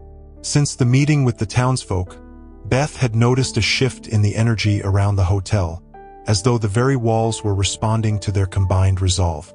Yet an undercurrent of unease began to haunt her nights, filling her dreams with fragmented visions of the desert, of encroaching shadows, and of figures watching her from afar. Each night, When she closed her eyes, these images seemed to press in with increasing intensity, leaving her with a lingering sense of foreboding. One night, a particularly vivid dream took hold. Beth found herself walking barefoot through the desert, under a sky streaked blood red, as though the sun were setting for the final time. In the distance, she saw the hotel, yet it was transformed, enveloped by a thick, ominous vegetation creeping up its walls, strangling the structure as if it sought to bury it forever. Around the hotel, shadowy figures moved silently, blending into the twilight. Amid the silhouettes, she sensed a familiar presence calling to her. Beth awoke with her heart pounding, the urgency of the vision resonating through her chest. She knew these were no ordinary dreams. They felt like warnings, as if the desert itself were trying to show her something imminent. She rose, unable to sleep, and made her way to the window, gazing out at the hotel shrouded in starlight. What was the desert trying to tell her? And, more importantly, how should she interpret such a warning? The following morning, she confided in Mia and Walter about her dreams and the growing unrest in her mind. Walter was thoughtful and silent, while Mia grasped her hand and looked at her with serious eyes. "The desert has a language all its own," she said. "It may be showing you what needs to be done." Interpreting the true meaning of these dreams had become crucial, so Beth sought out Lucas, one of the oldest residents of Quartz Ridge. Lucas was known for his mystical insight, his deep connection to the desert, and his ability to interpret visions and omens.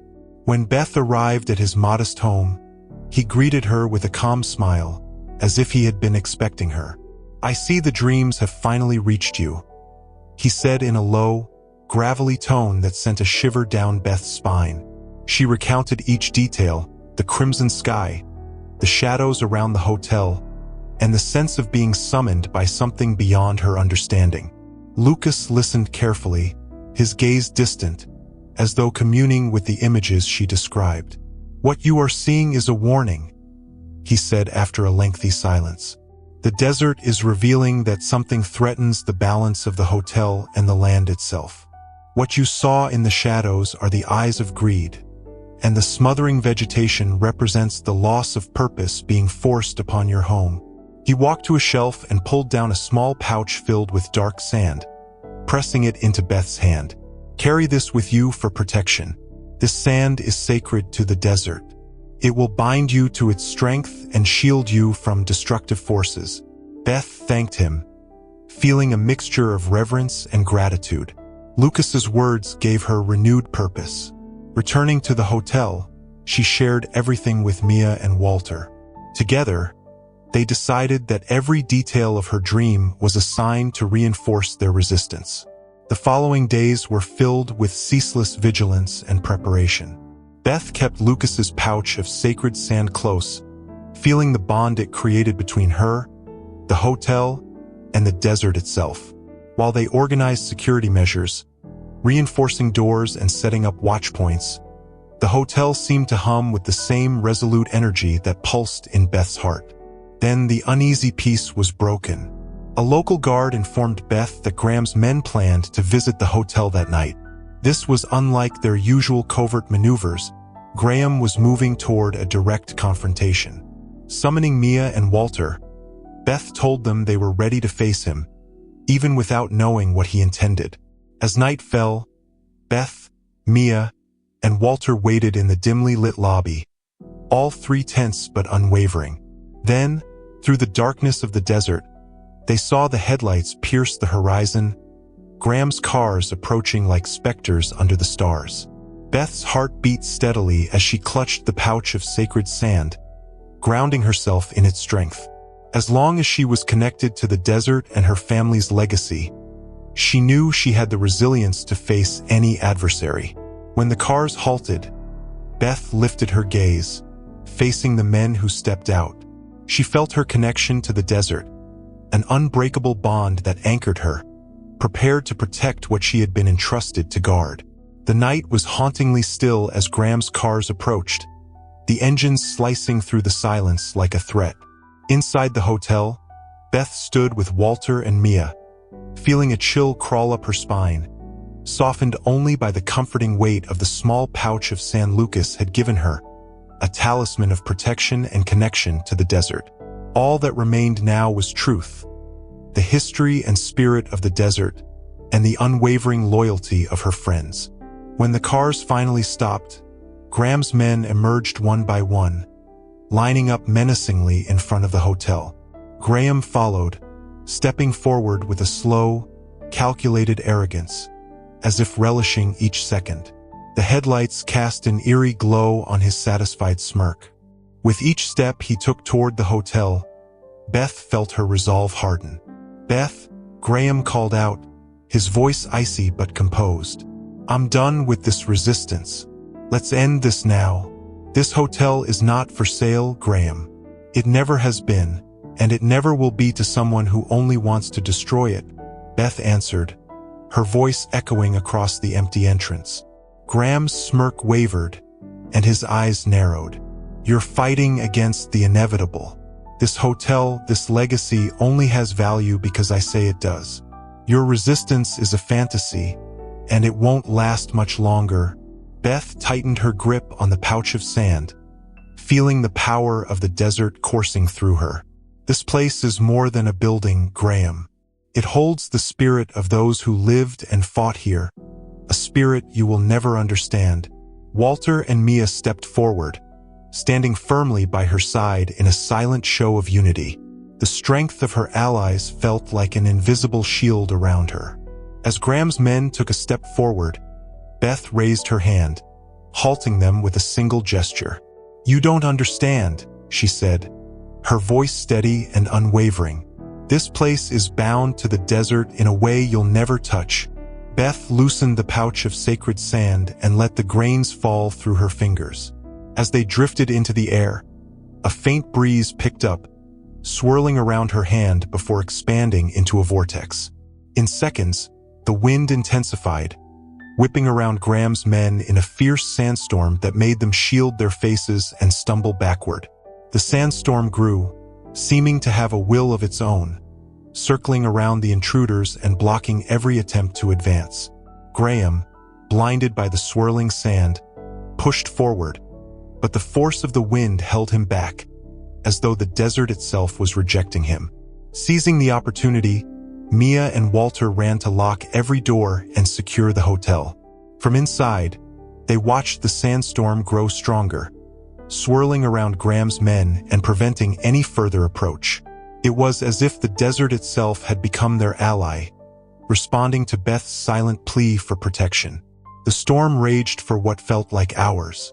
The roar of sand and wind filled the air, overpowering Graham's men as they struggled helplessly.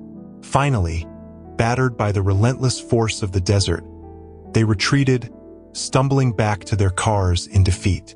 Graham cast one last furious look at Beth, his eyes full of resentment and frustration. She met his gaze, her own steady, knowing he had lost. Defeated, he turned and climbed into his car, and in a bitter silence, the convoy disappeared into the darkness. As the cars vanished over the horizon, the wind began to die down, the sandstorm gradually dispersing until the desert lay calm once more. Inside the hotel, Beth, Mia, and Walter stood together in silence, absorbing the magnitude of the moment. The desert, vast and enigmatic, had defended the legacy they were sworn to protect. Inside, Beth gathered her team and the friends who had joined their cause. They shared embraces and words of relief and gratitude. The hotel, with all its history and resilience, still stood strong, and the desert continued to guard those who respected it. They had won an important battle, though they knew the work of preserving this legacy would never truly end. Later that night, after everyone had left, Beth lingered alone in the hotel's lobby. She felt the presence of her mother, her grandfather, and the ancestors who had built this place with their own hands and hearts. The hotel, with stories etched into every wall, was more than a business. It was a home, a living memory she had vowed to protect. Beth walked to one of the windows, gazing out at the desert, now calm and quiet under the starlit sky. A smile of gratitude and determination crossed her face. For now there was peace, and with Mia, Walter, and the desert itself beside her, Beth knew she would continue to resist. After all, the hotel would always have the desert as its faithful guardian. The morning after the celebration, Beth awoke with a serenity she hadn't felt in a long time. The hotel, her family, and the desert were now woven together like the lines on her palm. As the first rays of sunlight broke through the window and illuminated the old ceiling, a clear idea formed in her mind. The hotel needed something more, something that would preserve its legacy in a tangible and everlasting way. The answer lay before her, as plain as the desert surrounding her. A museum. In the days that followed, Beth dedicated herself to gathering her family's diaries, letters, and artifacts tracing the origins of the hotel. She planned to open a wing devoted to the hotel's history, where visitors could see relics and hear stories narrated by locals. Word spread quickly, and residents of Quartz Ridge and visiting tourists eagerly offered their own memories and personal items. The community seemed as invested as Beth, and the hotel began to fill with objects, photos, and mementos each person held as part of their own memories. On the museum's opening day, the hotel was filled with residents, family members, and visitors old and new. Beth felt immense gratitude as she looked at each face, every person who had become part of this journey. The museum, in all its simplicity, reflected the spirit of the hotel and the life it had always held. Walking through the exhibit, Beth stopped in front of one of the most meaningful items, a photograph of her grandparents, John and Rebecca, smiling with a calm yet determined look. In that moment, Beth felt their presence as if they were standing beside her, proud. That night, after the excitement of the opening, Beth sat alone on the patio. The desert stretched out around her, vast and silent, a loyal friend that, even in its quietness, conveyed a comforting peace. As she looked up, she noticed the sky was more star-filled than ever, like a blanket of light enveloping the hotel. Then, she felt a chill. Turning around, she saw a familiar figure, a woman with windswept hair and a serene expression. It was Eleanor, the mysterious visitor who had appeared before her confrontation with Graham. She approached and smiled at Beth, walking lightly over the sand, as if she were part of the desert itself. "Beth," Eleanor said with a soft, warm voice, "I knew you'd find this place's true purpose. Now the hotel is safe." Beth nodded, deeply moved. "The desert and the hotel, they're part of me, and part of all of us." Eleanor looked at her with a piercing, touching gaze. "The hotel is more than a building. It's a place of connection, of healing, of history. It is what it has always been and will always be." Slowly, Eleanor's image began to fade, merging with the desert, a whisper that drifted into the wind. Beth stood in silence, absorbing the moment. She understood now that Eleanor was a guardian, a spirit of the desert who had come to protect what was sacred. Watching her disappear, Beth felt renewed, realizing she herself had become a guardian, like all those who came before her. The night wrapped the hotel in an unparalleled peace, the starlit sky like a protective cloak, and the wind caressing the windows with the melody of an ancient song. Beth knew that as long as the desert was by her side, the hotel would be safe. That night, she drifted to sleep with a light heart, certain that the hotel would continue to exist, not just as a building, but as an eternal home, a symbol of resilience, love, and hope. Beth never imagined that the vast and silent desert held such deep secrets and an ancestral connection that would empower her. What began as a fight for her family's hotel became a journey of self-discovery and unity, where each challenge unveiled a new facet of her own essence and the legacy she carried. The confrontation with Graham was merely one piece of this story. The true triumph lay in the resilience, love, and courage that grew from her roots. Alongside loyal friends and residents who saw the hotel as a symbol of community and perseverance, Beth found a new family. Together, they transformed the hotel into a sanctuary where stories and dreams intertwine, a place where past and present coexist, and where the desert continues to whisper its wisdom to those who listen with their hearts. Today, the hotel stands as a beacon in the desert, a testament to what love for history and home can achieve. Each sunset over the dunes reminds us that where there are roots, there are also wings. And the desert, its eternal ally, watches over in silence, ensuring the legacy thrives for generations to come. If this story touched your heart and you wish to continue following inspiring journeys like Beth's, subscribe and turn on notifications for more adventures. After all, as Beth and her ancestors have shown us, the best stories are those that intertwine with our hearts, connecting us to what is everlasting.